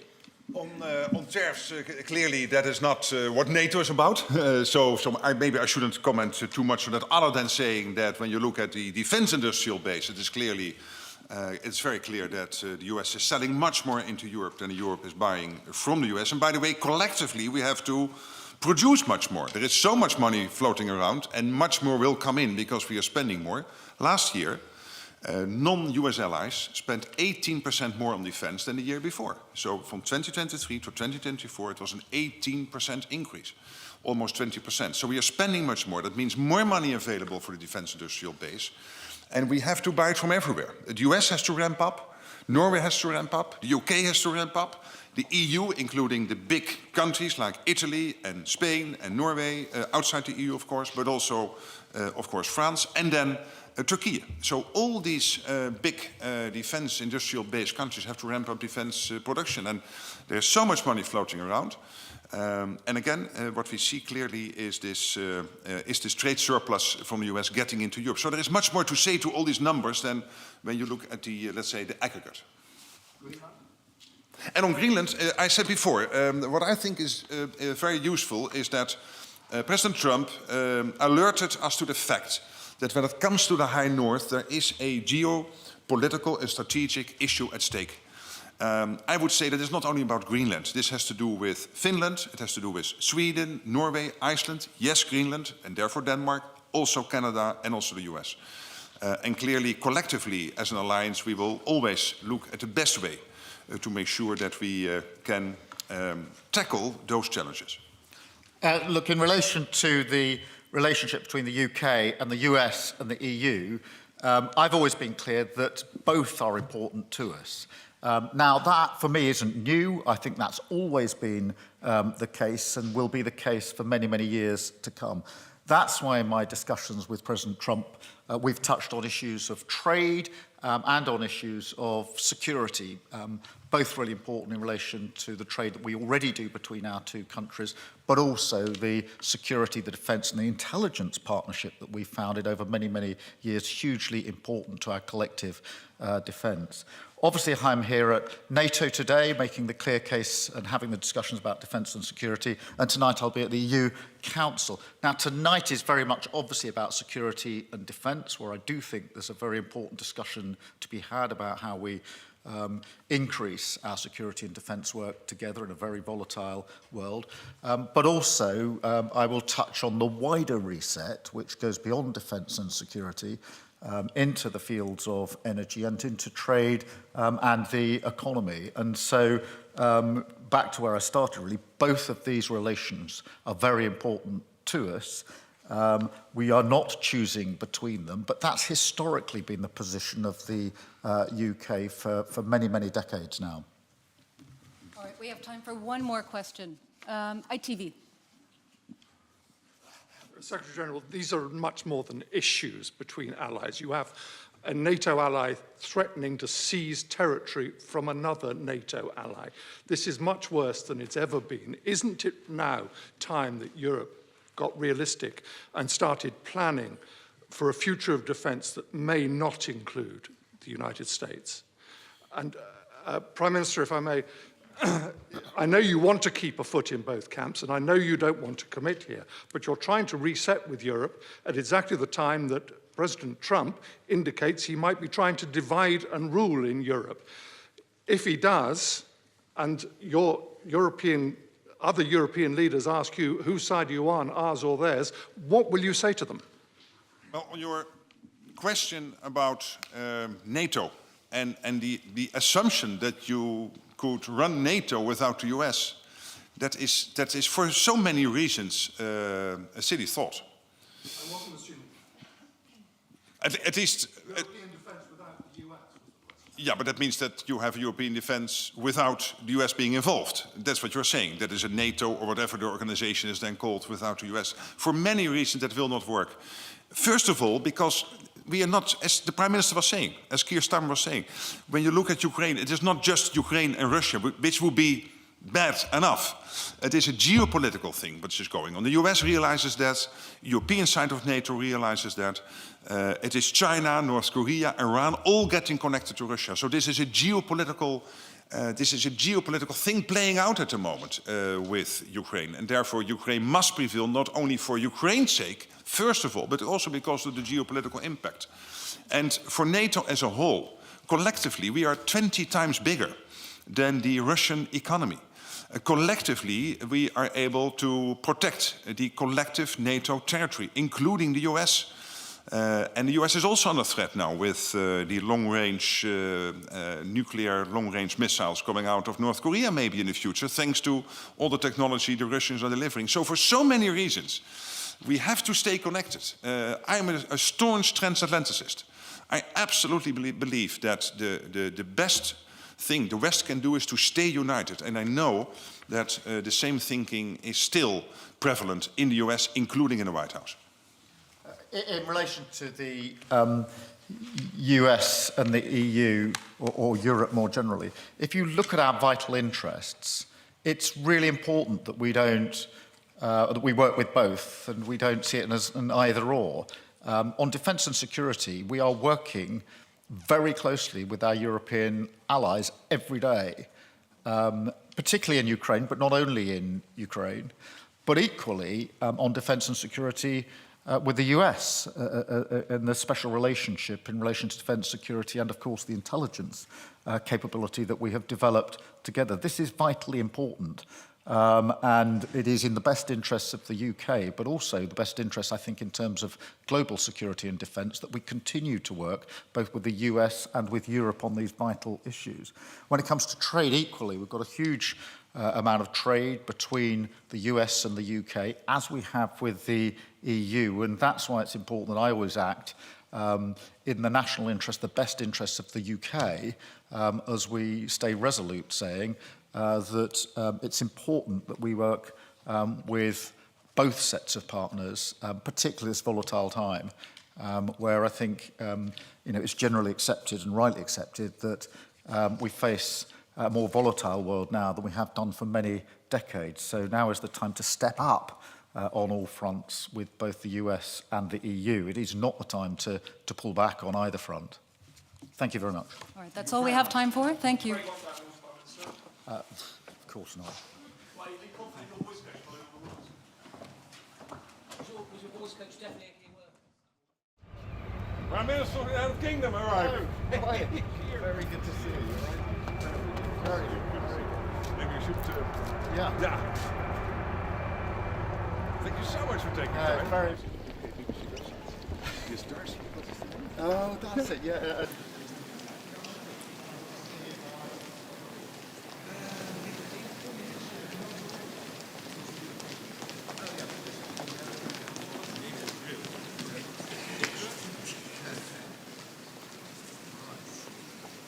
This is your first meeting down in Brussels? First one in Brussels, yeah. Yeah, literally got it this morning. Great. No. Hey, welcome.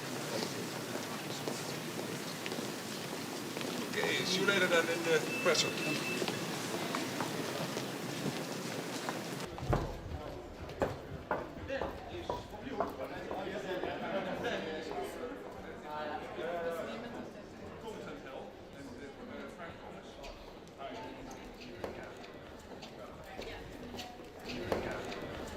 First, we'll do the whole group. We'll do the group. We'll get some colleagues. Good morning.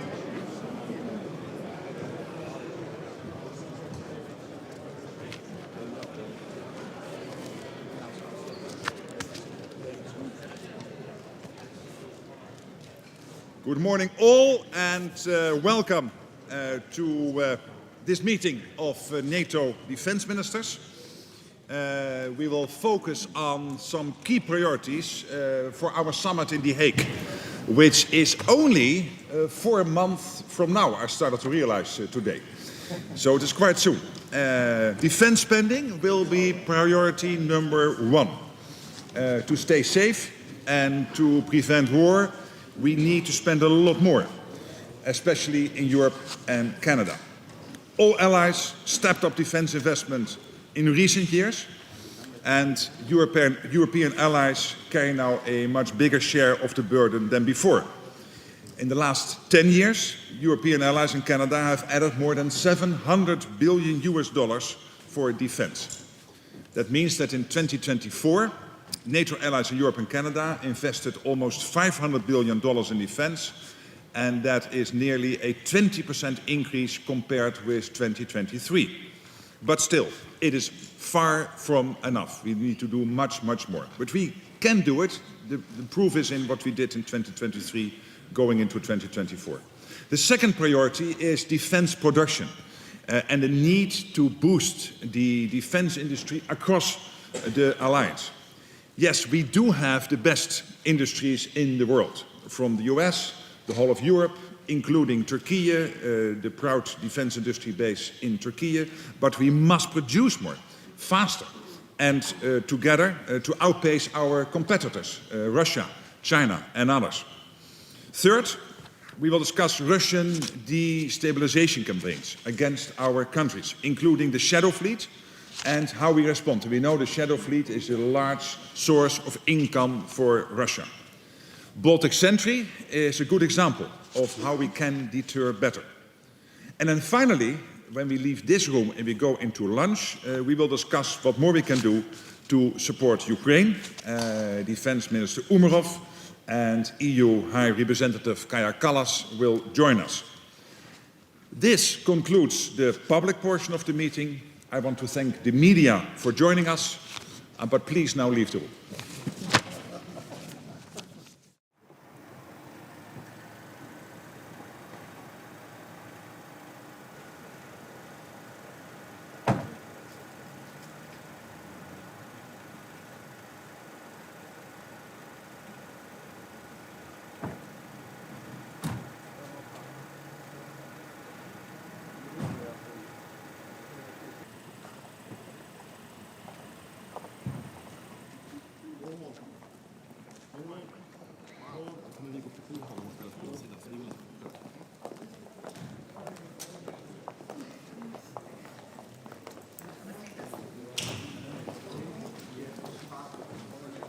Good morning, everybody. We are looking forward to today's meetings.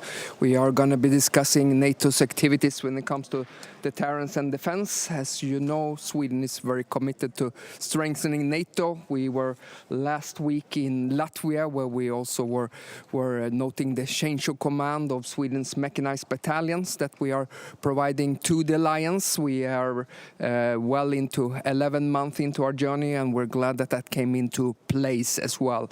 In addition, I expect today to be also discussions about something called FLF Finland, meaning, of course, that Sweden might then become the framework nation for FLF Finland. This is greatly helped by the strong cooperation that Sweden and Finland are having in the area of defense for many years as well. And we would be proud to be the 9th framework nation within the alliance.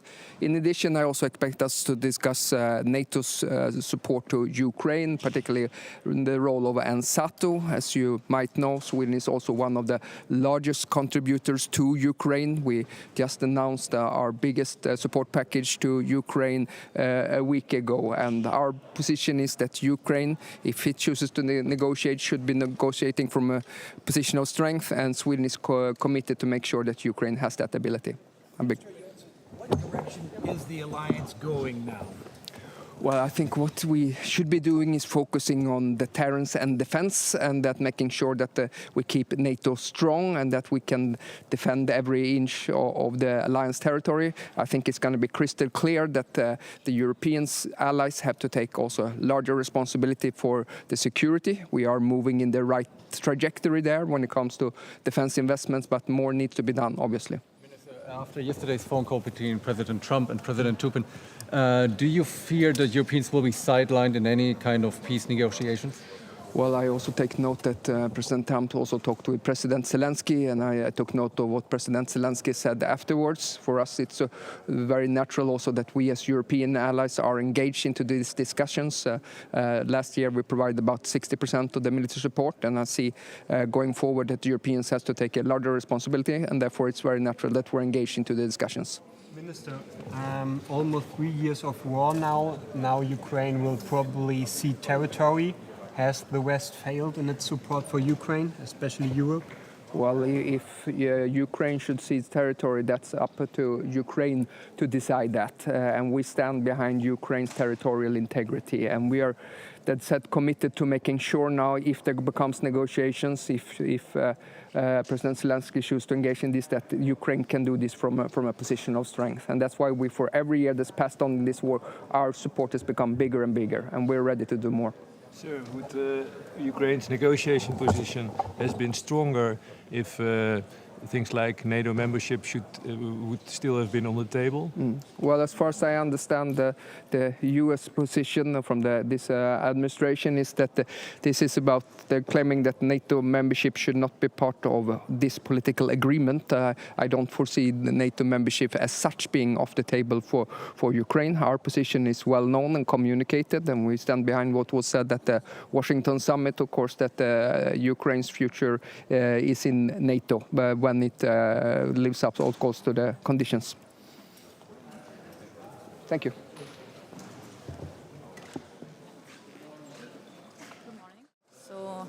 I'm Dovilė Šakalienė, Defense Minister of Lithuania. And I think that we all understand that the moment of payment is always unpleasant and even painful. But United States were justified in criticism to Europe for not paying for our own defense after Second World War. Americans were developing their defense industry and their army. What was Europe doing? Investing in our economy. Now we see that that was not the right path, and it will be a very swift resolution. Whether we wake up and actually our defense industry and our armed forces, our capabilities develop very swiftly and very significantly, or we will be in a very difficult situation, to put it diplomatically. However, it is important to note that United States and Europe are and will be and must be allies. This world has become as small as never, and Indo-Pacific and Europe are connected very directly.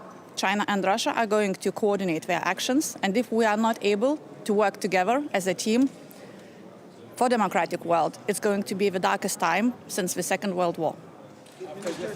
After yesterday's phone call between President Trump and President Putin, do you fear that Europeans will be sidelined in any kind of peace negotiations? it's up to us whether we will be sidelined or whether we will stand up to the expectations and to our actual capacity to fight for Ukraine, to fight for our own freedom, because in a few years we will be in a situation where Russia, with the speed that it is developing its defense industry and its army, is going to move forward. We all understand that Ukraine is just the first stage currently of imperial expansion of Russia. We in the Baltics remember very well, also through our family experiences, what does it mean when Russia is preparing for war. Can you describe what direction this alliance is now going? I think today we are going to have very difficult discussions, and probably the directions are two very obvious choices. Whether we decide to fall under the illusion that Mr. Trump and Mr. Putin are going to find a solution for all of us, and that would be a deadly trap. Or we will, as Europe, embrace our own economic, financial, and military capacity, and we will be the ones who will be deciding what will happen in Europe and in Ukraine with United States. Because let's not be naive. United States is not only the most significant contributor of the NATO alliance, but also the one that has been, I want to reiterate, paying for our security. And that needs to be corrected. Thank you.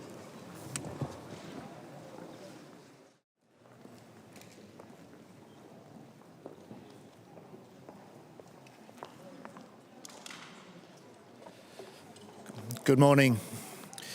Yesterday we met as 50 nations in the Ukraine contact group to boost our support for Ukraine at this critical moment.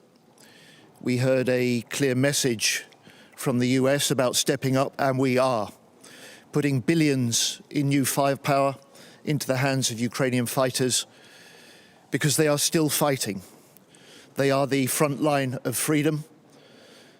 And our job as defence ministers is to put Ukraine in the strongest possible position for any talks.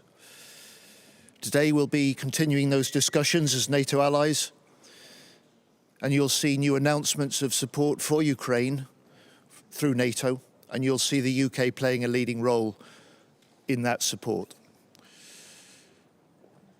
We've seen the calls from President Trump overnight, and we all want to see a durable peace and no return to conflict and aggression. And let's not forget, Russia remains a threat well beyond Ukraine. So my message in these discussions will be that there can be no negotiation about Ukraine without Ukraine, and Ukraine's voice must be at the heart of any talks.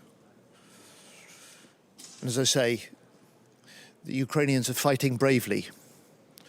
It's our job as defence ministers here at NATO to put them in the best position to secure a lasting peace through strength.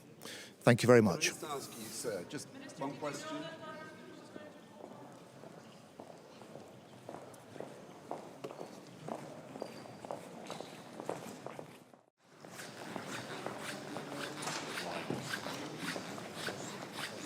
Good morning to everyone. So it's a new day, new discussions.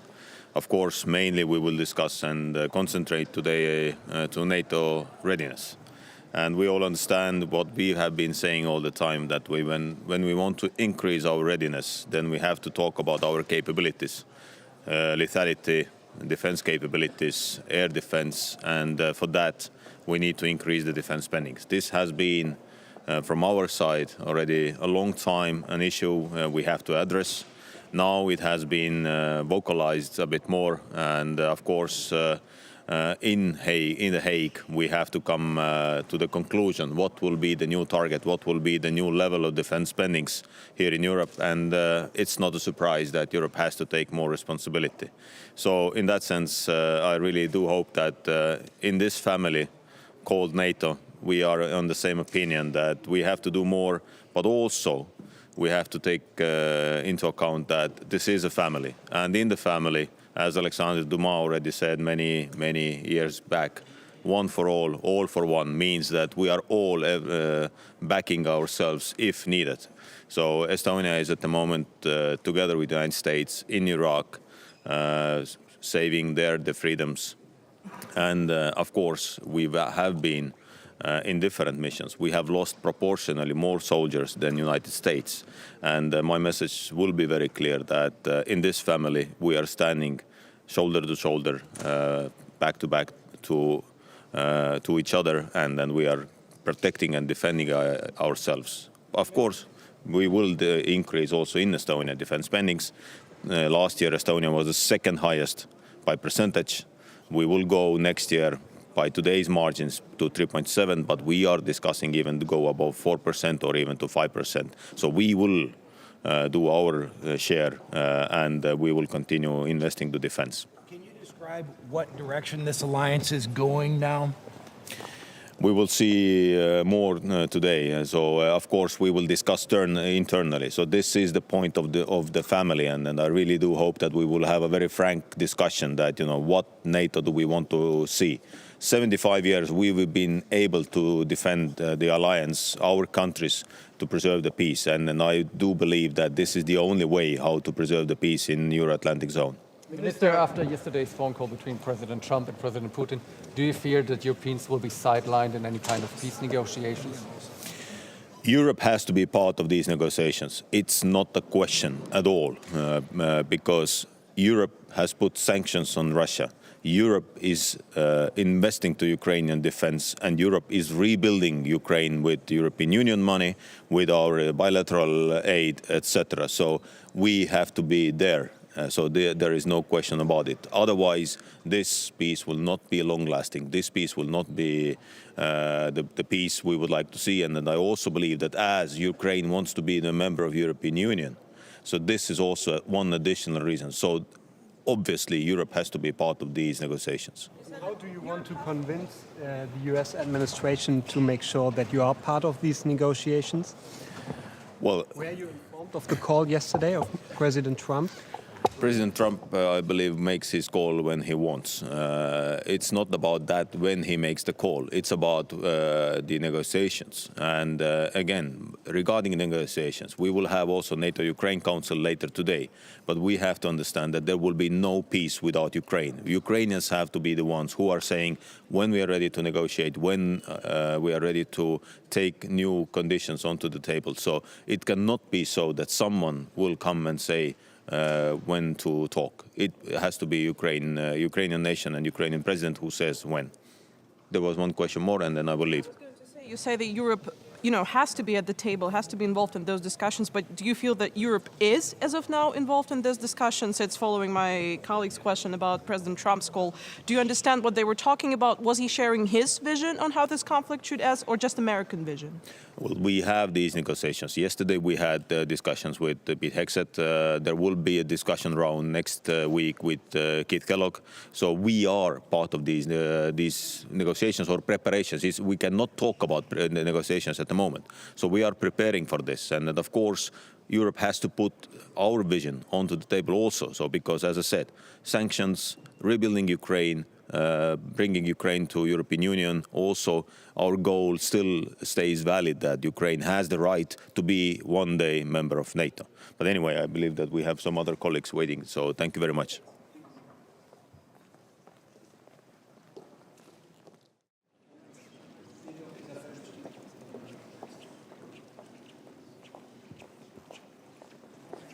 Good morning. Good to see you all. Just a quick doorstep before we start with today's meetings. Clearly, a lot happened yesterday in the meeting, but also in the media. And no doubt that will be debated today and over the coming days and weeks. But there's also a clear convergence emerging. We all want peace in Ukraine, rather sooner than later. We all want Ukraine to be in the best possible position when those talks start, to make sure that they can be concluded successfully. And as also Pete Hegseth said yesterday, the new American Secretary of Defense, it is crucial that whatever comes out of those talks, it is durable, it is enduring. No Minsk III. We cannot have that again. We cannot have Putin again trying to capture a square kilometer, a square mile of Ukraine in the future. Then, of course, we will also discuss today spending. We have to spend more, not only because the US expects that, because they expect Europe to take its and pay its fair share, but also we have to spend more because we know the threat coming from Russia and from other adversaries is increasing. And that will be debated today. And here, I think there is a clear expectation from the side of the US, but also a clear commitment yesterday that this alliance is here to stay for the generations to come. And we will discuss today the defense industrial base, how to produce more. We are not producing enough. And this is a collective problem we have from the US up to and including Turkey and including the whole of the European Union, Norway, UK. We have fantastic defense industries, but we are not producing enough. We are producing in 3 months an ammunition. No, I would say Russia is producing in 3 months an ammunition, what the whole of the alliance is producing in a year. And this is simply not sustainable. We have to ramp up the defense industry production. So these issues will be on the table today in the Ministers of Defense meeting, and then afterwards also in the lunch we will have with Minister Umerov of Ukraine, where we discuss the relations between NATO and Ukraine. So thank you very much. Maybe a few questions. I can only do one question at a time. Yes. Okay. Do you think that Secretary Hexet's rhetoric that we heard yesterday was in any way harmful to NATO? Just the way he talked about As I said, Secretary Hexet, but also what later came out of Washington, clearly were big announcements. And at the same time, this is how an alliance should be governed. We are an alliance of democracies. We need to debate, and also I see a clear convergence, as I said, that we want peace, that the peace has to be enduring, that we have to make sure that Ukraine is in the best possible position, and for the Europeans to step up in defense spending and collectively to step up the defense industrial production. So here there is a clear convergence. Sir, yes. It's clear that things have changed here. What direction is this alliance now going? This alliance is a family. As Pete Hexet says yesterday and so many others, it is there for generations to come. We are there to make sure that we have the best possible deterrence in place to fight off any adversary now and in the future. But it means that we have to get to a good deal in Ukraine.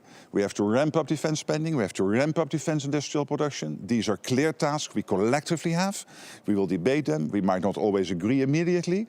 But as always, in the end, we come to common positions. So you have said, your mantra has been, no decisions about Ukraine without Ukraine. Yet yesterday we saw Donald Trump having a phone call with President Putin without Ukraine. He's going to meet President Putin without Ukraine. This looks to many like the beginning of the betrayal of Ukraine. What we have seen yesterday was the statements coming out of Washington, including, and you forget to mention that, his long phone call with President Zelensky. So we will see how this progresses from now on, step by step. Of course, it is crucial. We talk about Ukraine, that Ukraine is closely involved in everything happening about Ukraine. Representing the U.S. press corps. Thanks for doing this. Do you consider President Trump's phone call with Putin the beginning of peace negotiations? It clearly gives that impression that it was a successful phone call. We all want peace in Ukraine. Obviously, we have to make sure that Ukraine is in the best possible position. It is crucial that when a peace deal is struck, that peace deal is enduring. That Putin knows that this is the end, that he can never again try to capture a piece of Ukraine. So that has to be part of those negotiations, and no doubt that is also on the mind of President Trump and the American team. And today and the coming days and the coming week, obviously, we will closely coordinate between allies. Final question, and then we'll meet again at the post-ministerial press conference. So, yes. The best possible position for Ukraine, would it be even stronger and better if things like the return of occupied territory and NATO membership would still be on the table? Well, what I've said before, I believe we have to make sure that we concentrate on the big issues. And the one big issue, number one, is to make sure when talks start that Ukraine is in a position that Putin knows he has to come to the table. It is for him crucial to come to a deal on Ukraine, so Ukraine has to be in a strong position. position. And again, as I said before, it is crucial that when a deal is struck, that deal will not unravel. We have seen in 2014 what happened with Minsk. We thought that deal was there to stay. It didn't. Putin simply continued trying to grab pieces of Ukraine. And then on 2022, he started the full onslaught late February 2022. We can never, ever have that again. So I'm absolutely pro-peace. I am pro-peace talks. Absolutely, but at the same time we have to make sure that what comes out of those talks is there to stay and that Ukraine then is safe. Thank you so much. We'll meet again later today. Thank you so much.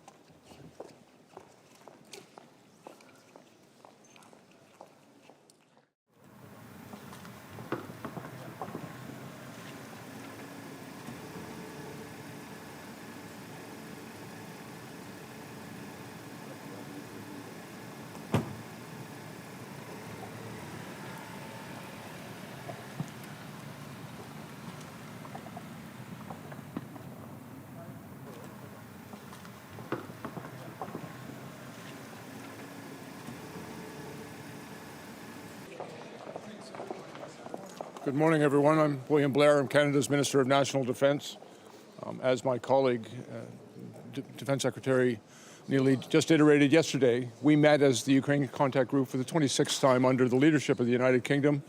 I think we had a very important and frank discussion about our unity and support for Ukraine. I also had the opportunity yesterday to meet with Minister Umerov and reiterated to him our continuing support to continue to provide Ukraine with everything it needs to put themselves in their best possible bargaining position as we go forward towards a peaceful resolution of that conflict.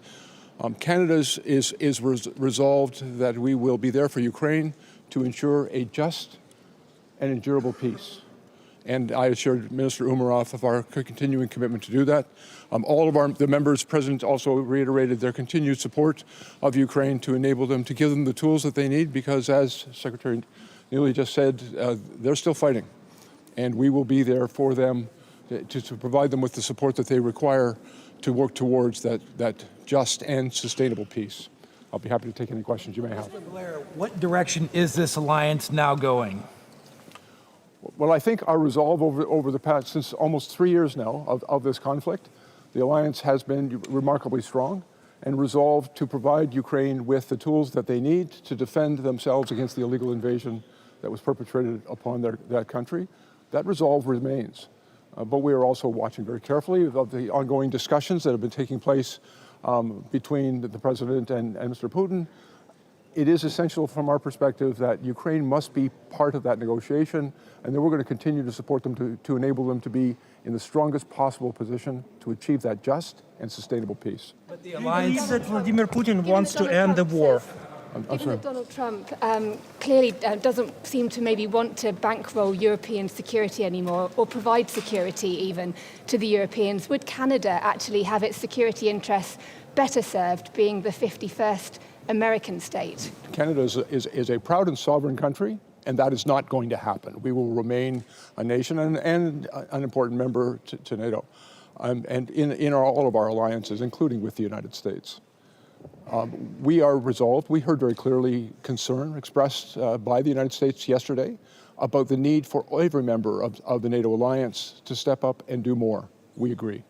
And Canada understands its responsibility. We need to do more, and we will do more. Yes, do you agree not that... good news for Ukraine, though, are they? I'm sorry? Yesterday's comments from Secretary Higgs, it's not good news for Ukraine.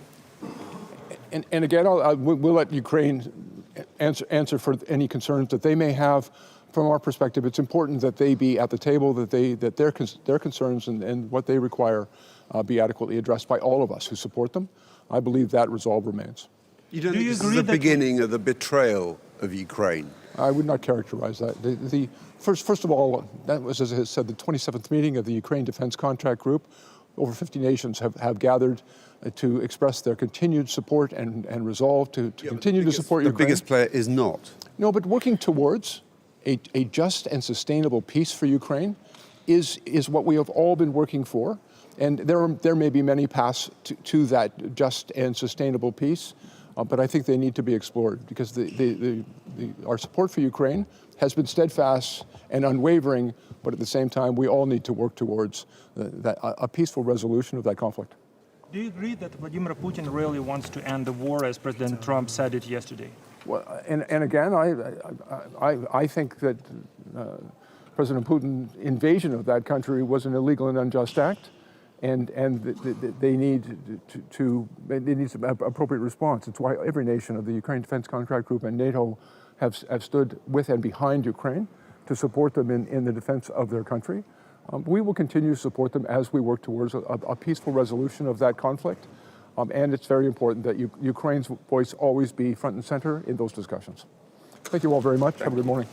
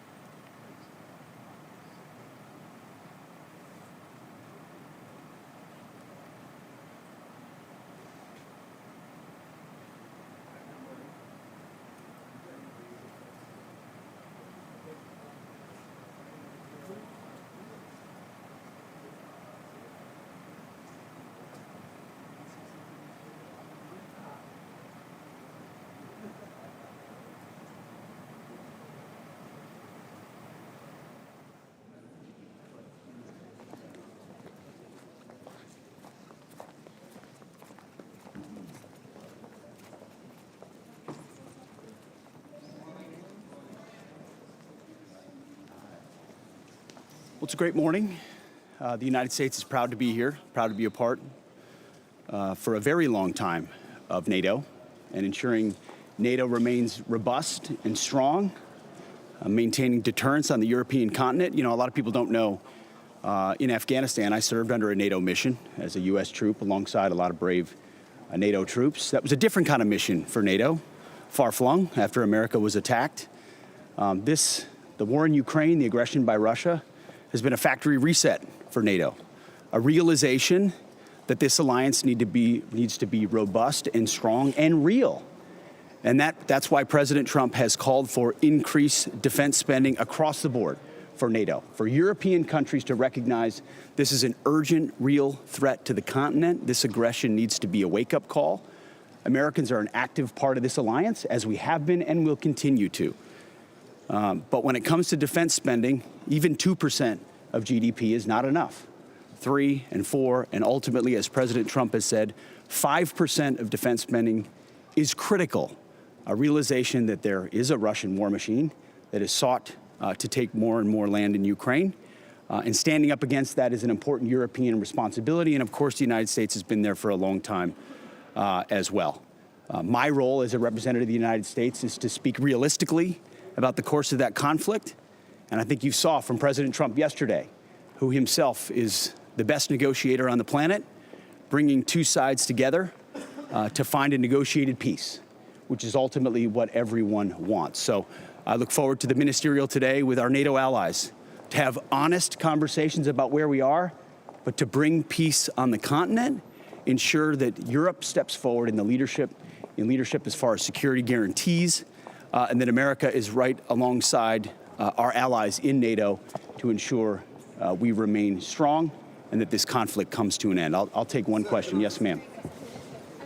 Isn't your plan for Ukraine actually a betrayal of all the Ukrainian soldiers who gave their lives defending the whole of their country? And isn't it just a reward for dictators who use military strength to take what they want? Well, that's your language, not mine. Certainly not a betrayal. As I said to our allies yesterday, we recognize the incredible commitment that has been made over many years. And no country, as the President Trump has pointed out, has made a larger commitment to the Ukrainian mission than the United States of America, north of $300 billion. So the United States has invested in stabilizing those front lines after the aggression of Russia. There is no betrayal there. There is a recognition that the whole world and the United States is invested and interested in peace, a negotiated peace. As President Trump has said, stopping the killing.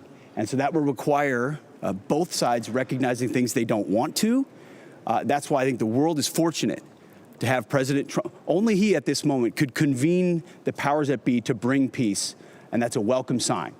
My job as the defense secretary, working alongside NATO, is to ensure that the defense capabilities of this alliance are as strong and robust as possible to deter any future aggression on the continent. That's our role, to be leaders in NATO, and that's what we'll continue to do. Thank you very much. Appreciate it. Thank you.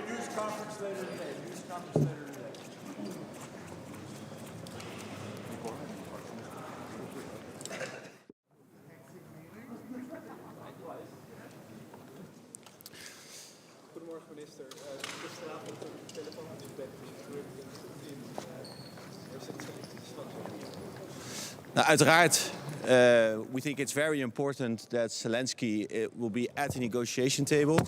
As I think we all say in a united way, no discussions about Ukraine without Ukraine. The same is true for Europe, because, of course, what is negotiated also has implications for security in Europe. So we think that Europe should also sit at the table, of course, especially when there are talks about security guarantees. We need to make sure that also European countries are able to engage in these discussions. Who will represent Europe? We'll see. Of course, there's always a discussion within Europe who represents.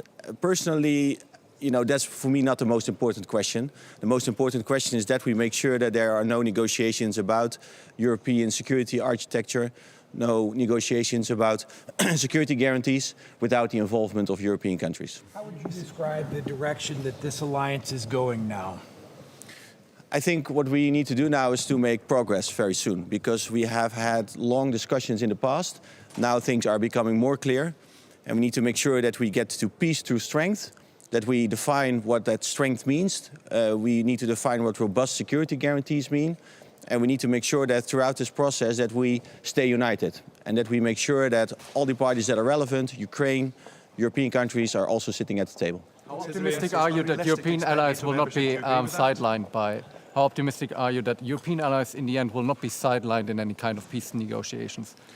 I think we need to play an important role to safeguard our own security in Europe, and we need to play a more important role in Ukraine, also to create security guarantees there. So I think there is no option to not be at the table, because we are very important in the actual implementation of those security guarantees. And I think there's also a lot that we can bring to the table. There's a lot that we can do together. And in the end, if we work together on this, we are much stronger than if we work on this individually. Sir, considering the clear words of Secretary Hexet yesterday, do you think it would be good to have a good conversation in the alliance about its future? Of course, we will have good conversations today. It is important that we stay united, that we project unity towards our enemies, towards our adversaries. So we need to have, I think, clear and direct discussions in those rooms behind closed doors, but then also come to an agreement and make sure that we project unity and strength to our enemies. The Americans drew a number of red lines for Ukraine yesterday regarding the peace negotiations with Putin. Do you think that's a wise strategy if you want to be a strong actor and have a lot of leeway against Putin? I think a lot needs to be worked out in the upcoming weeks and months, because we are talking about very serious things. When you think about security consequences, that is very serious. And I think that in that process, throughout this progress, there are so many options. We need to have a certain level of ambiguity because we don't want to have Putin and others look in our cards that we have on the negotiation table. So I think it is important to project unity, to make sure that we speak with one voice, and also that we keep a certain level of ambiguity in the next couple of months to make sure that we do not inform Putin. The US says NATO membership of Ukraine is unrealistic. Do you share that assessment? I think regarding membership of Ukraine, you always need to make a distinction between the very short term and the long term. But we as Netherlands have always said that Ukraine is on an irreversible path to NATO membership, and that's still our opinion. Does Europe prepare for peace troops now?